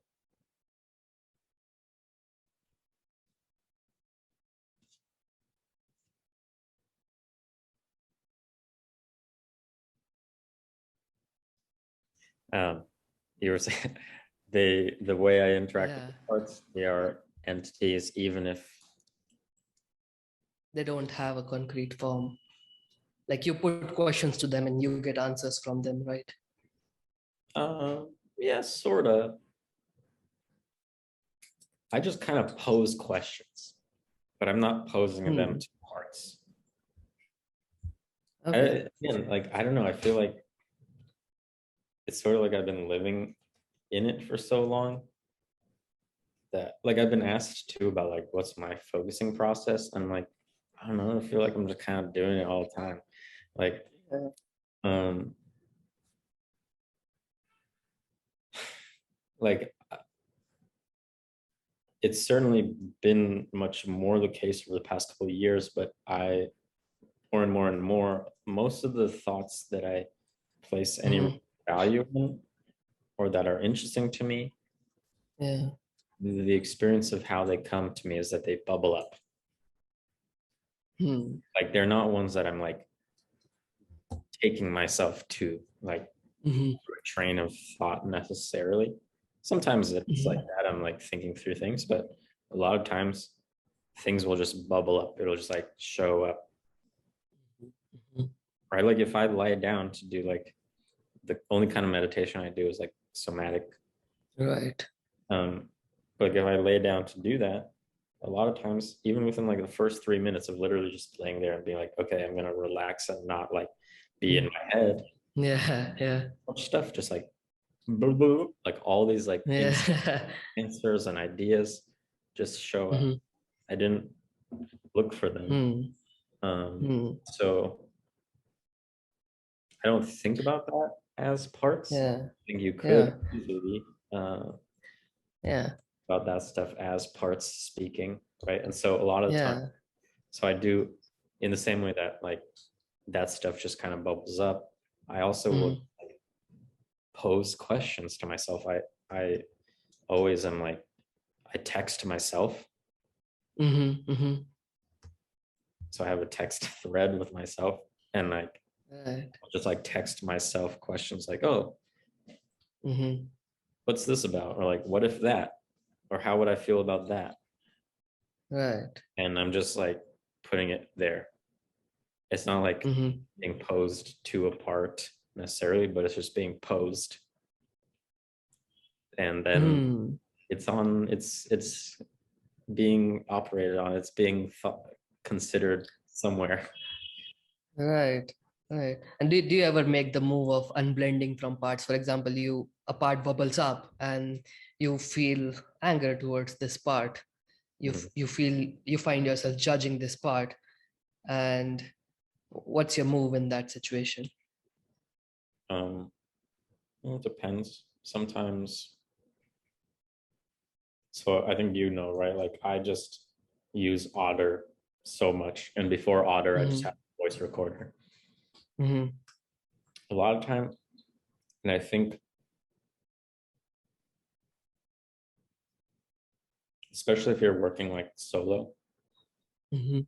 like if you are blended, you can't really just like unblend. If you have an impulse to unblend, it's often just like protector. Mm-hmm. It's like management, like, oh, I'm blended, like this is bad, like unblend. Mm-hmm. uh, Mm-hmm. rather than having like somebody who's in self being like, oh, like in a calm compassionate way. It's like, no, like I don't Mm-hmm. like this feeling, I should unblend from it. It's more like protector. Mm-hmm. Mm-hmm. Mm-hmm. But What if it's a I don't, gentle part who just makes you aware that, hey, you're feeling judgment here, maybe check if you're blended. yeah, I mean, so I do that sometimes, even just the way that I talk to myself generally. It's like, oh, I'm noticing something there. And that's like a piece of language that I've been using a lot. Mm-hmm. Shift 30 Mm-hmm. people is Mm-hmm. literally just being like, rather than being like, I am XYZ, being Mm-hmm. like, I'm noticing XYZ. And that Right. that just provides distance. You're noticing, Mm-hmm. Yeah. not that you are. And so I that's how I talk to myself as well. So that tends to bring out of blending.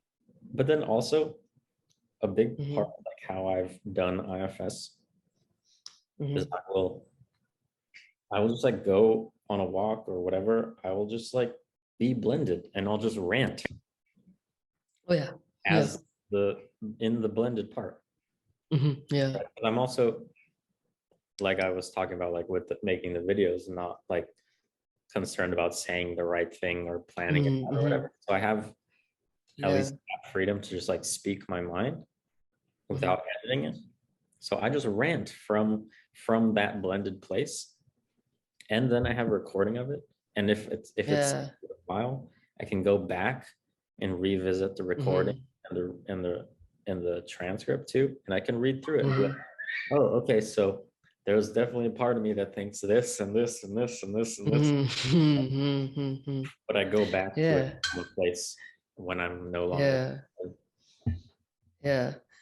Yeah. And do you ever make that move of requesting the part to lead you to the exile, to another part that it's protecting, and then experiencing that pain or memories or suppressed feelings coming to the surface in your body? Yeah, but not like explicitly. Hmm. It's Is it? hard to talk about this because it's like I've been using this stuff so long and like Uh-huh. created it into just how I see myself that Right. it's not like a I'm gonna sit down and do it kind of thing. Mm. Um, so yes, but also it's hard to say like exactly how and when I do it. Mm. Mm. Mm. Mm. Mm. Got it.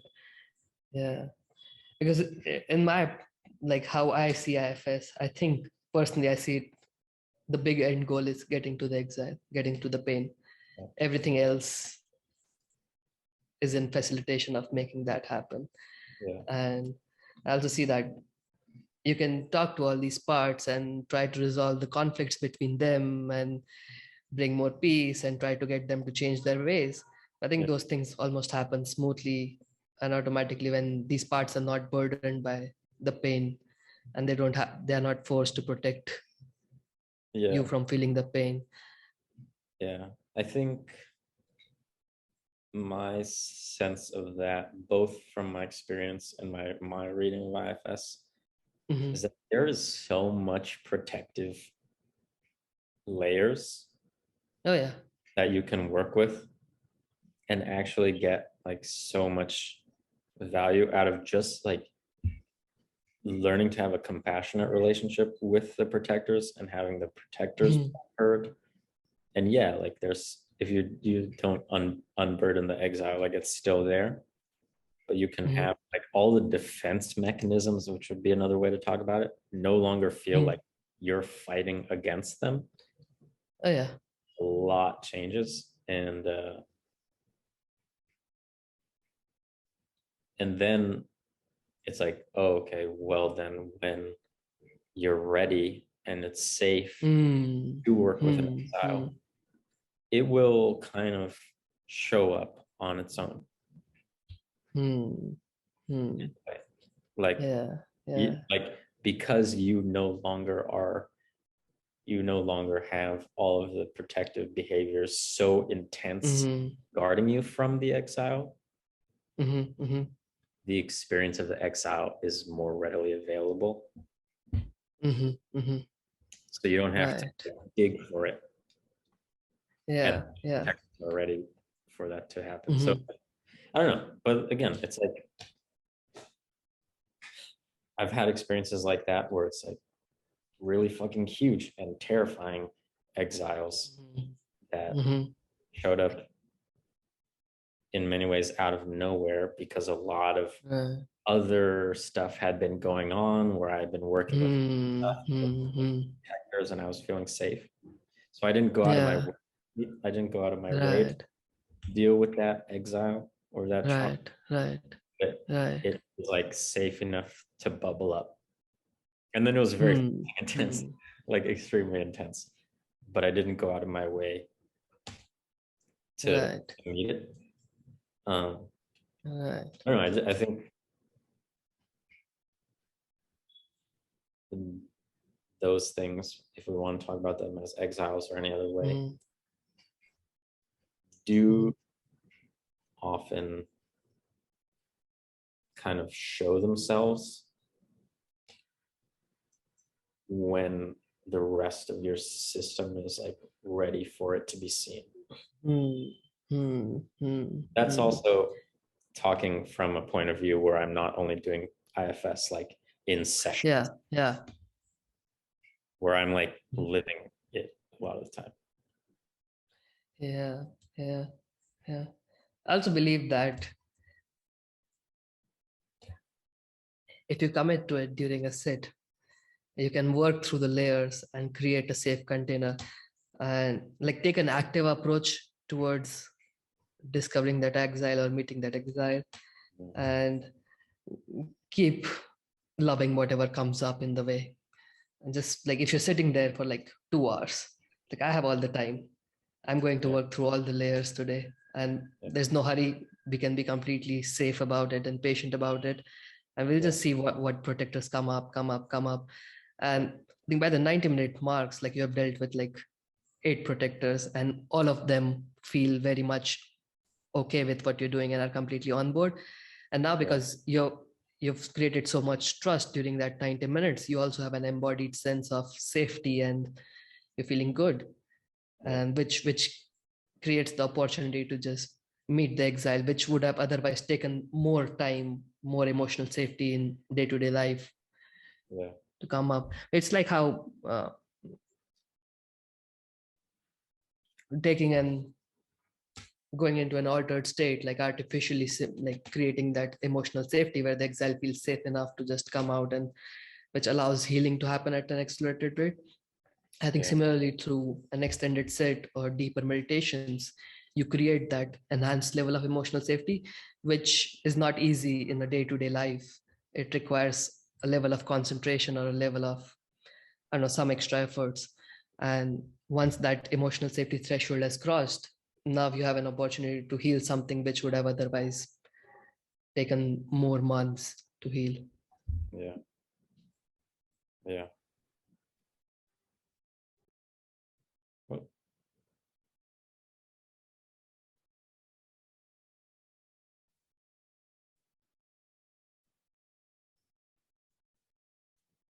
hello. Um, Yeah. yeah, I think, yeah, because I know that you have done MDMA and like Mhm. also other like psychedelics, right? Yeah. I just personally am like not interested in doing any of that. Mhm. And so Yeah. for me, patience has become like of extreme, Mhm. like one of the biggest things is being like, Mhm. it used to be like, I gotta solve all this shit now. Like, Yeah. I gotta go in and fucking be compassionate to those protectors, unburden the exile, and like, Yeah. but that itself is like a part in a way. It's an orientation of like Mhm. needing to solve it ASAP. And Yeah. so over the last many years now, it's like, oh no, like if I'm really taking it seriously, of like these people, Mhm. these parts of me are like entities or whatever, like, or I'm just Mhm. trying to develop self-trust, which you can conceive of Mhm. as trust between parts. Mhm. I'm gonna take my time. Like it's bit by bit. Mhm. Like it doesn't need to happen all at once. And it has been in the past like such an extreme impulse to get it all done, Mhm. Mhm. which is not conducive to trust at all. Mhm. Mhm. Mhm. Mhm.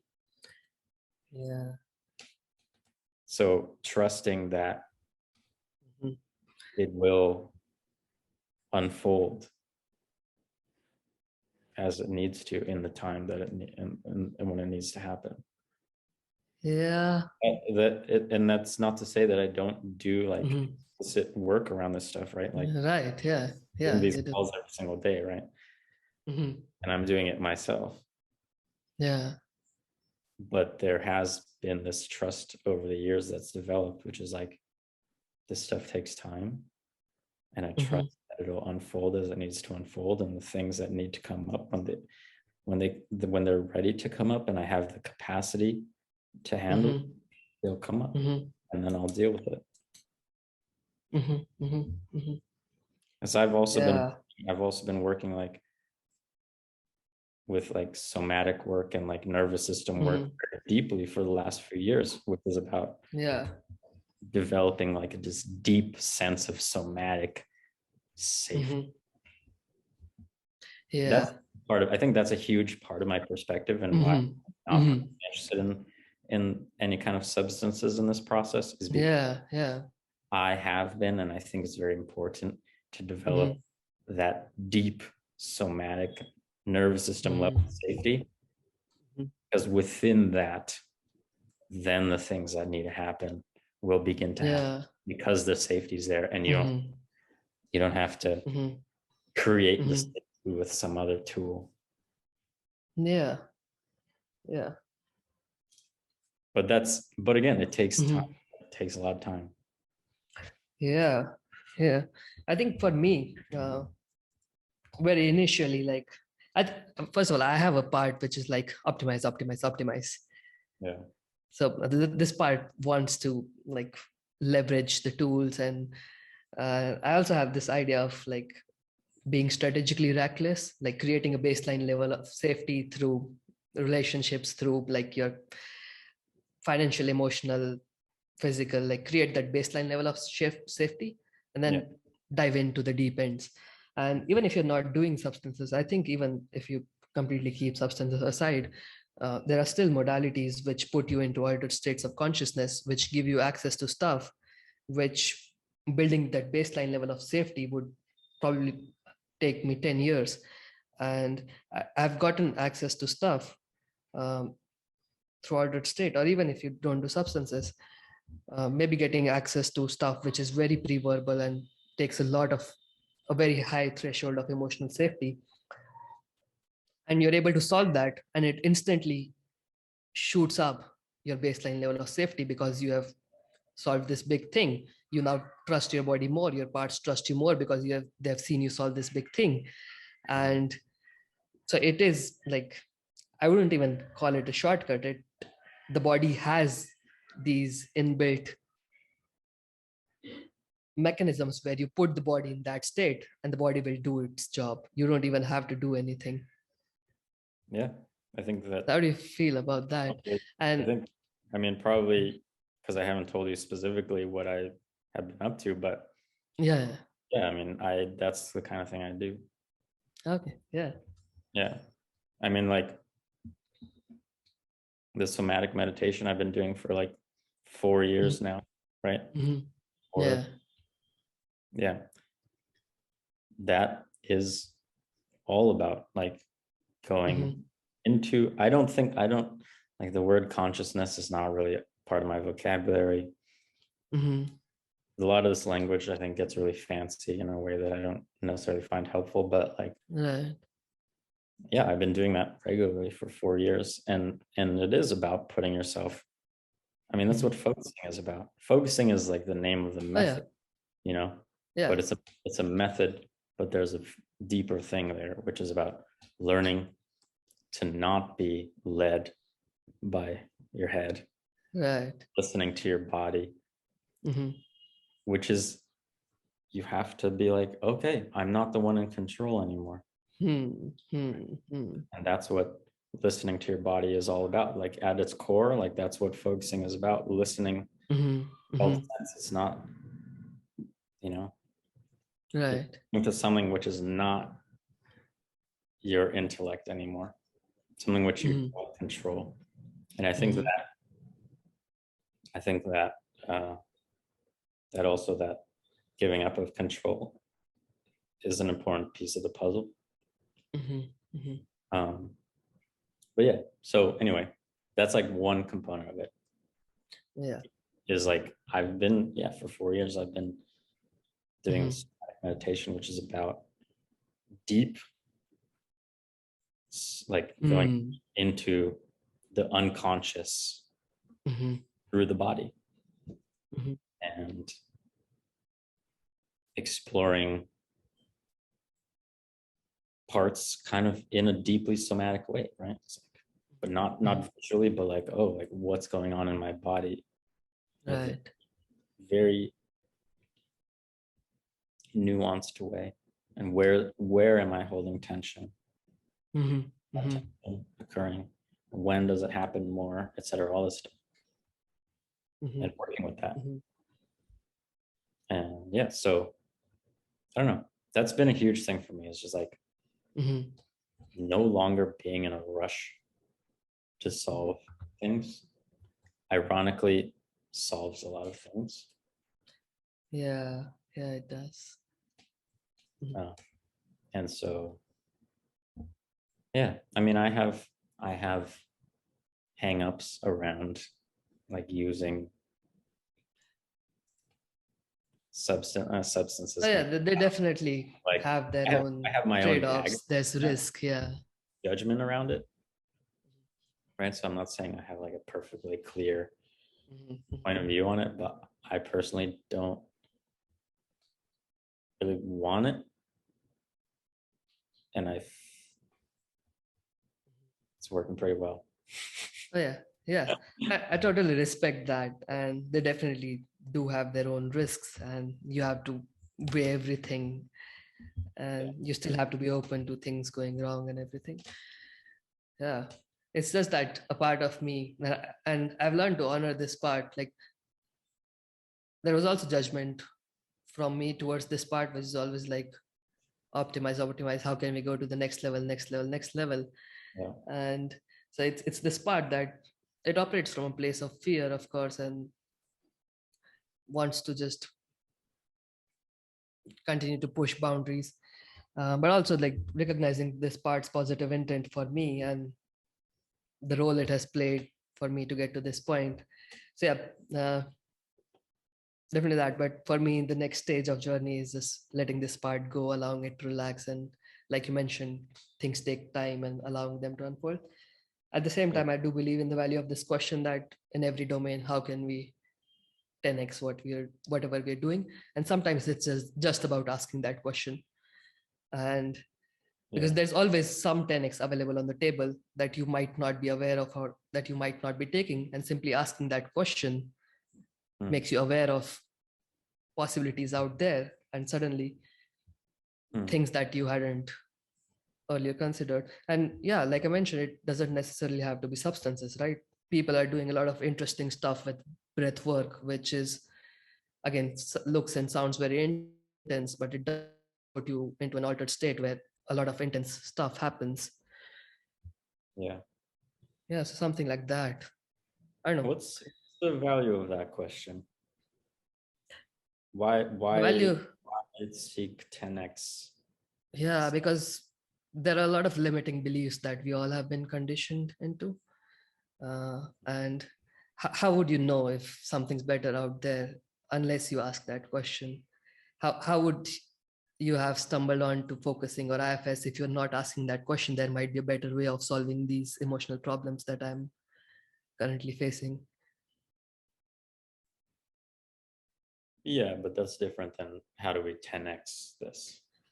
10x is an arbitrary number, but it's just asking that question that what other better powerful tools are available out there that I'm not aware of currently. Yeah, Yeah, or yeah, even in general, like whatever you're doing, it can be just your skill. How can you 10x the learning rate right now? It's just a thought experiment. It pushes you sure. to, okay, I want to 10x my learning rate here in this skill. And Yeah, maybe it's possible, maybe it's not possible, but let's try to find the answers and see if something interesting comes up that I'm not aware of.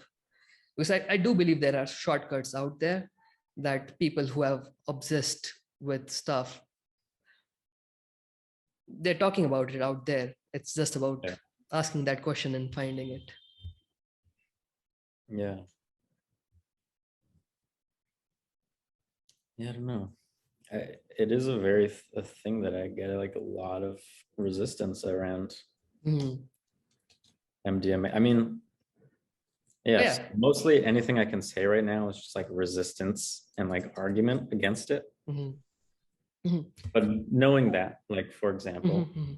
Mhm. Schwartz has been heavily involved in the development of MDMA use in therapy and using Mhm. IFS to work with. Mhm. Like the people for whom that has been developed are PTSD people, like Mhm. veterans, because they Mhm. literally cannot experience enough safety otherwise to work with their Yeah. partners to do therapy. They literally cannot. Like no amount Mhm. of like social safety can provide the amount of safety necessary to work with their parts. So they Mhm. having something like MDMA Mhm. is extremely helpful there. Oh But yeah. I'm not even remotely a veteran. I'm not remotely dealing with Mhm. PTSD of the Mhm. sort that they are talking about. I can Mhm. experience safety. I can cultivate safety in other ways. Mhm. So why?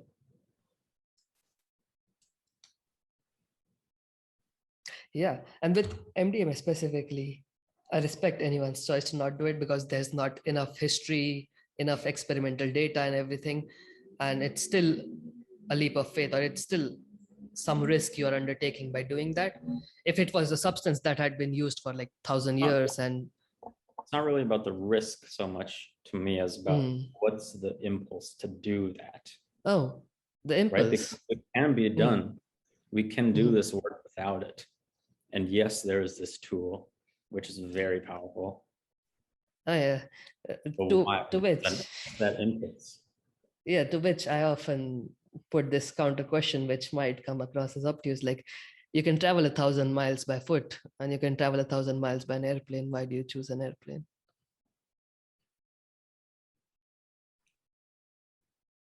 Yeah, that's a good question. There's a lot of When reasons to foot.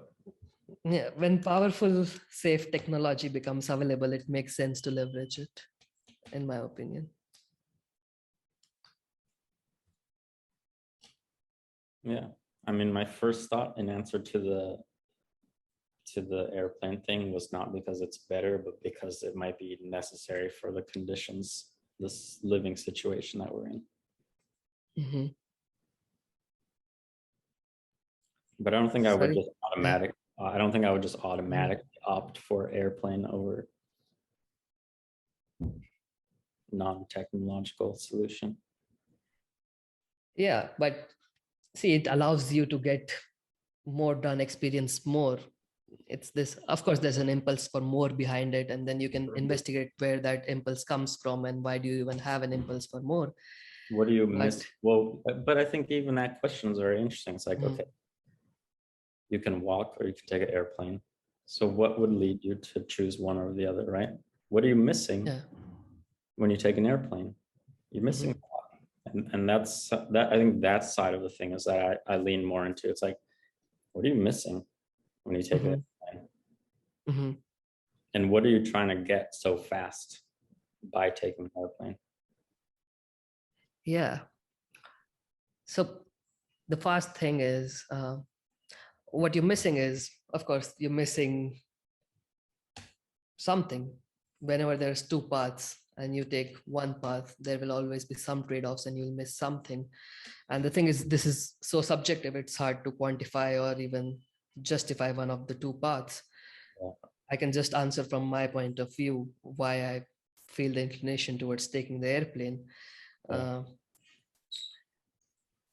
yeah, I believe that you can take go by foot and romanticize it and experience it fully, and there's you can experience full richness of life on that path as well, and it will have its own value and its own lessons and everything. But at the same time, I feel like I don't want to romanticize suffering or pain. If there's an option to reduce it significantly by taking a shorter cut, I would like to take that and live my rest of life with more fullness, more richness. Anyway, I'm doing all this healing work and integration work because I want to minimize my suffering and live from a place of more peace, more connection.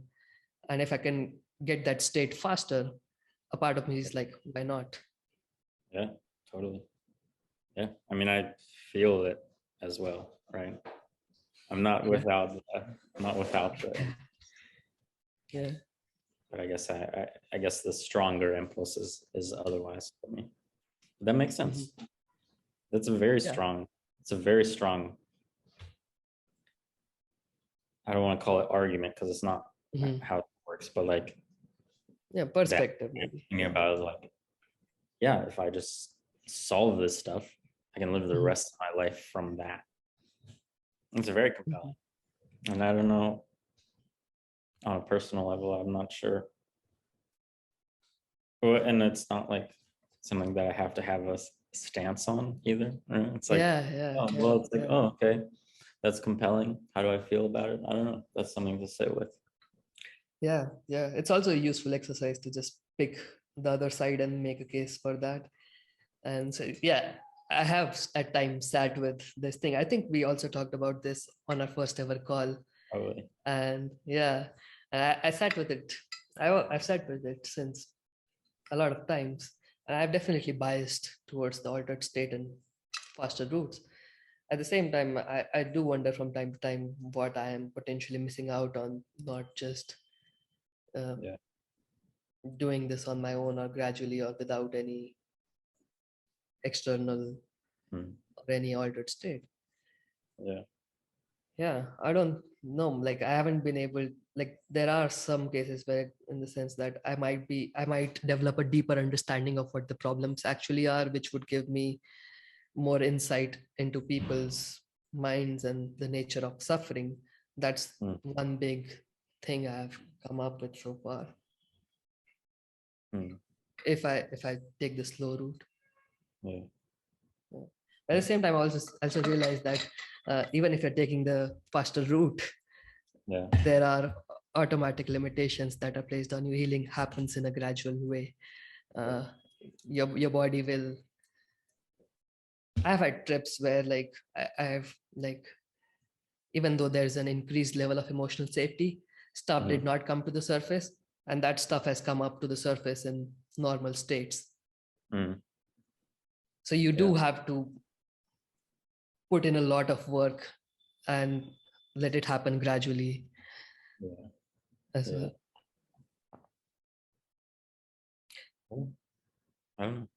I mean, something that I'm also realizing as we have this conversation is like, if Mhm, you knew me more mhm, or something about me, which is very mhm, true, is that like I just deeply value slowness like, across the mhm, board. mhm. Like I value not rushing toward Yeah, things across the board, like whether it's yeah. has anything to do with like self work, Mhm, mhm, not like mhm. I cook really slowly. I take my time with like Right. everything. Um, so it's like, Yeah. my feelings about this is like a reflection of like how I Mhm, mhm, mhm. generally. So maybe there's that Yeah. too. Like I don't know. Yeah. You Yeah. find Yeah. like if there's a way to do it faster, let's do it Mhm. faster in general. Yeah. That's like individual difference. Yeah. Like Yeah. what works for Definitely. us, what works for us, what we're Oh comfortable. yeah. Yeah. Yeah. Yeah. Definitely. And I think there's definitely a lot of wisdom in the slow path, and that I would like to more internalize because I know that I have a overcorrection in the other direction, like because a part of me felt lacking in some way. It wanted to just solve things as fast as possible. So yeah, at the same time, yeah, I That, would like to internalize.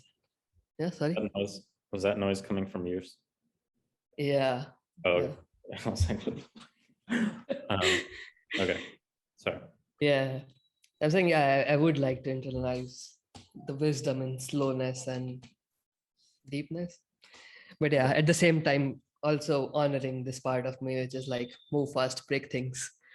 yeah, yeah. I mean, and then I'm equally compelled by like, well, fuck, like, what if I did take MDMA and like all this stuff, just like not like, what would that be like? Like, what Yeah. would that be like? What could I do? Hmm, hmm. It's very exciting to think about. Yeah, yeah. So it's not like off the table. So yeah, Hmm. but it's like equally you're like, oh, maybe there's some good stuff about slow, and I'm like, oh, maybe there's some good stuff about fast. Yeah. um, yeah. Hmm. Yeah. Is there any other questions that we have missed here? Not in there. Mm-hmm. Oh, well, there's one. I think there was some stuff that Mm-hmm. had, let me see, about questions I had for you. Mm,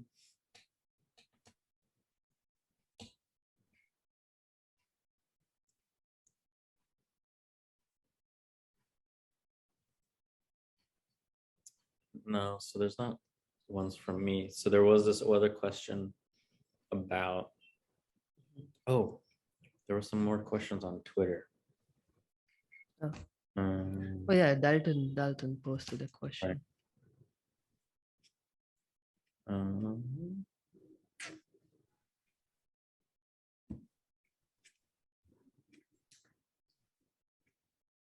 okay, here. So I'll just read them out. Mm-hmm. Yeah. What are the primary blockers that people run into when doing IFS solo work that prevent Mm-hmm. them from change, healing, progress, and how can Yeah. be overcome / worked around? Yeah. Yeah. Yeah. So I think the biggest problem is, I think what you also mentioned earlier about how when you're doing it solo, you have to constantly self-monitor. There's a part of you that's trying to check, are you doing this correctly? Or the Right. next step is this, check for this. Mm, And oh, and then trying to like pattern fit. It's hard to resist the impulse when you come across some part and you have thought about a certain area of your life very deeply. Oh, I have this attachment disturbance, and oh, it suddenly makes sense here now. And that can be disruptive to the process. One, because uh, any assumptions and deductions are usually somewhat judgmental in nature, and your parts will sense that judgment and kind of get their guards up. mm, And also because it disrupts the connection with your body, with just parts. You're intellectualizing, you're going into thoughts. So mm, that's a big bottleneck.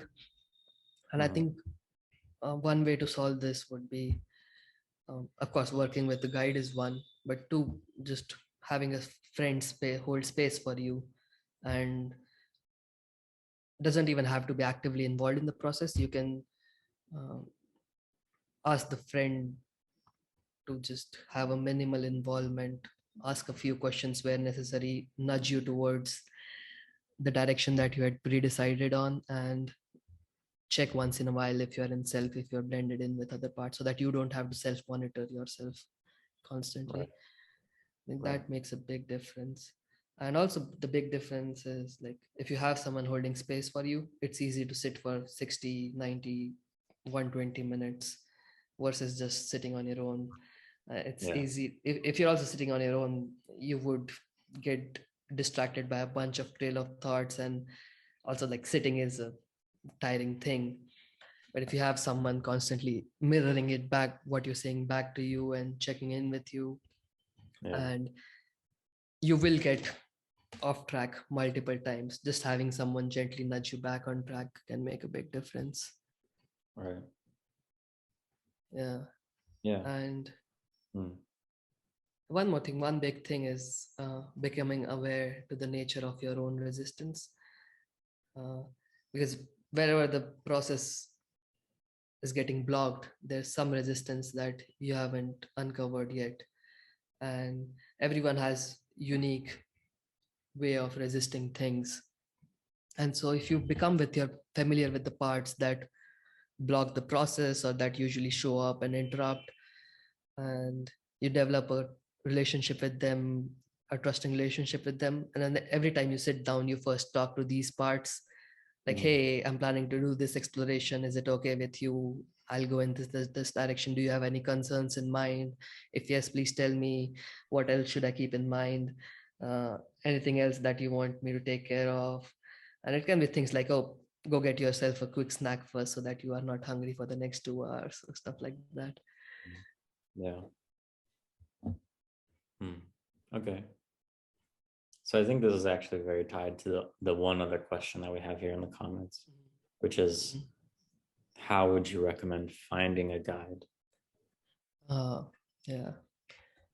And I would say, like, let's even Mhm. open up that question a little more and say guide slash like trained person, or like a friend Yeah.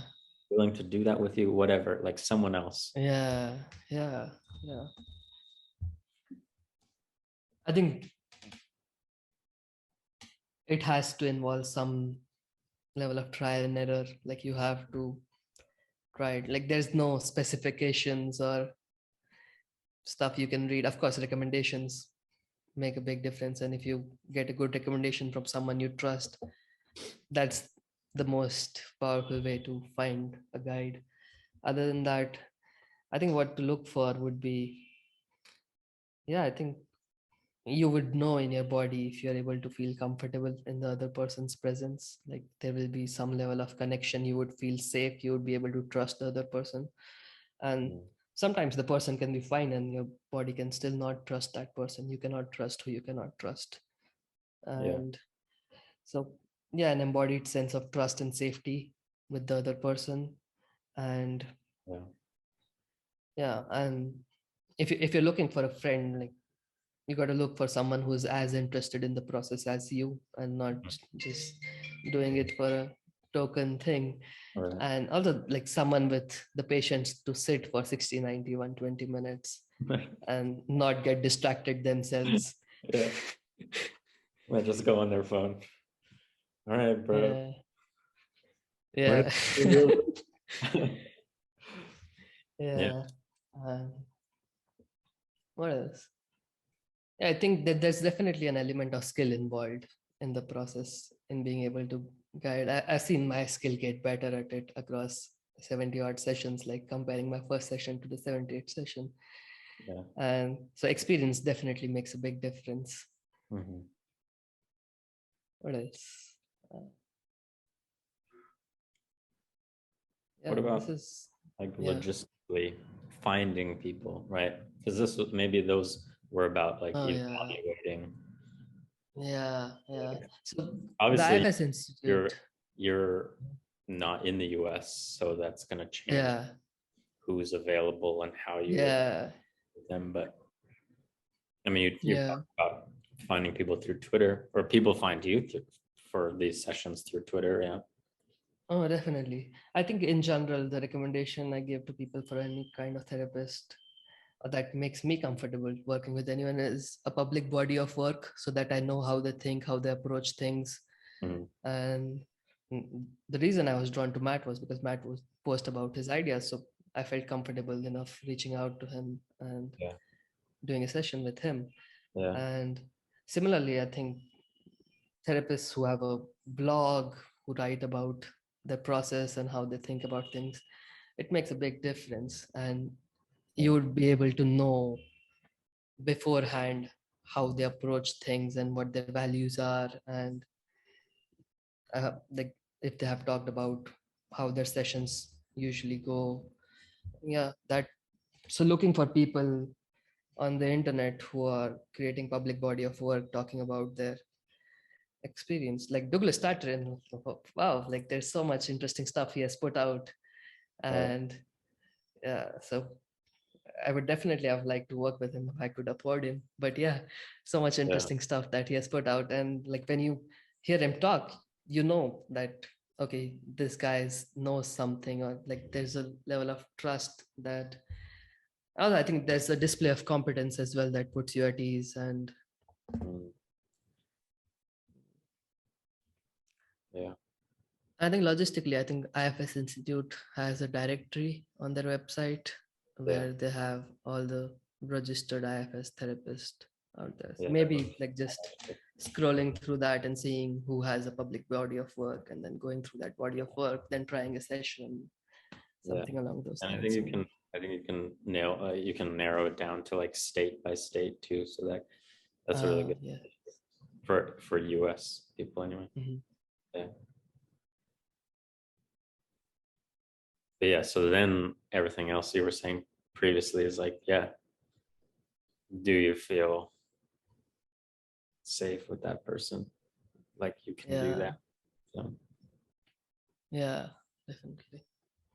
which is like very dating. It's, Yeah, yeah, yeah, it's not just a do they check the boxes. It's like, does it feel yeah, yeah, yeah. Go out on a date. right? Yeah. Hmm.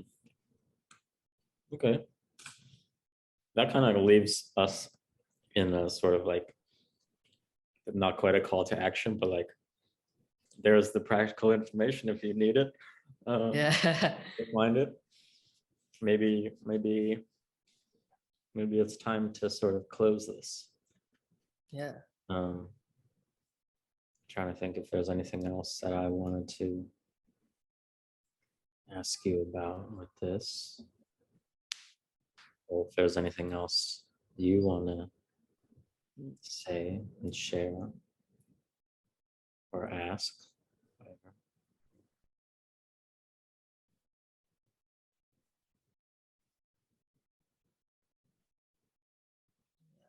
Nothing off the top of my head as such. Okay.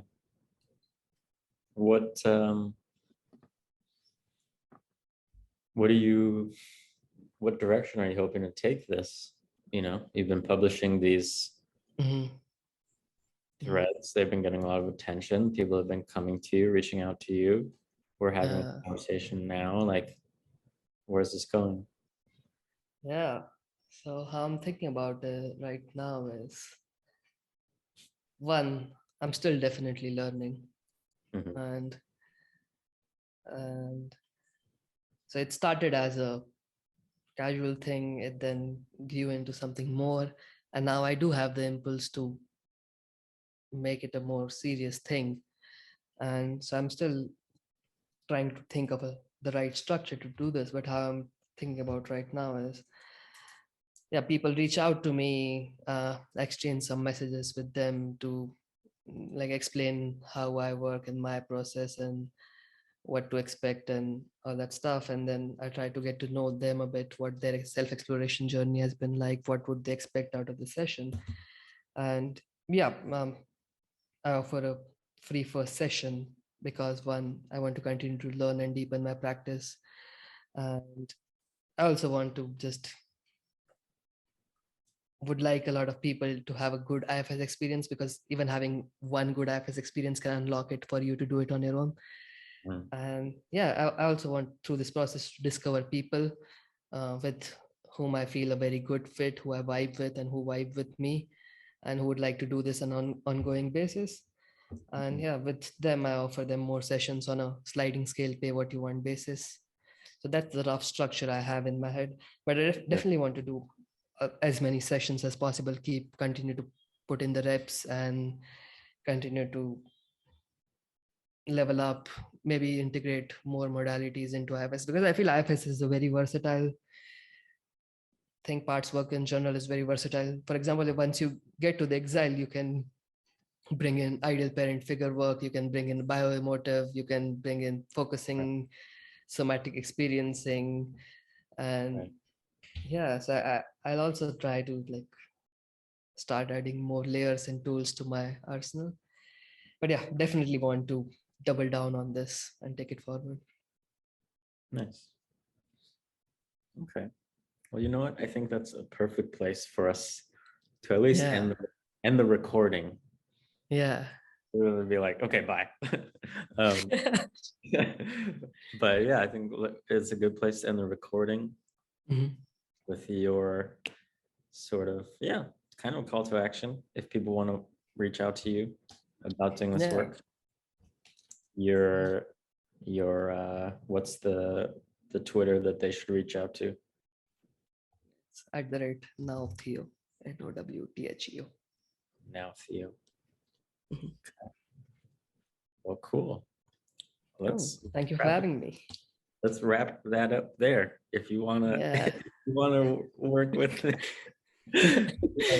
there's his handle. Now, Mm. Theo. Yeah, this has been awesome. Yeah. Yeah. Thank you so much.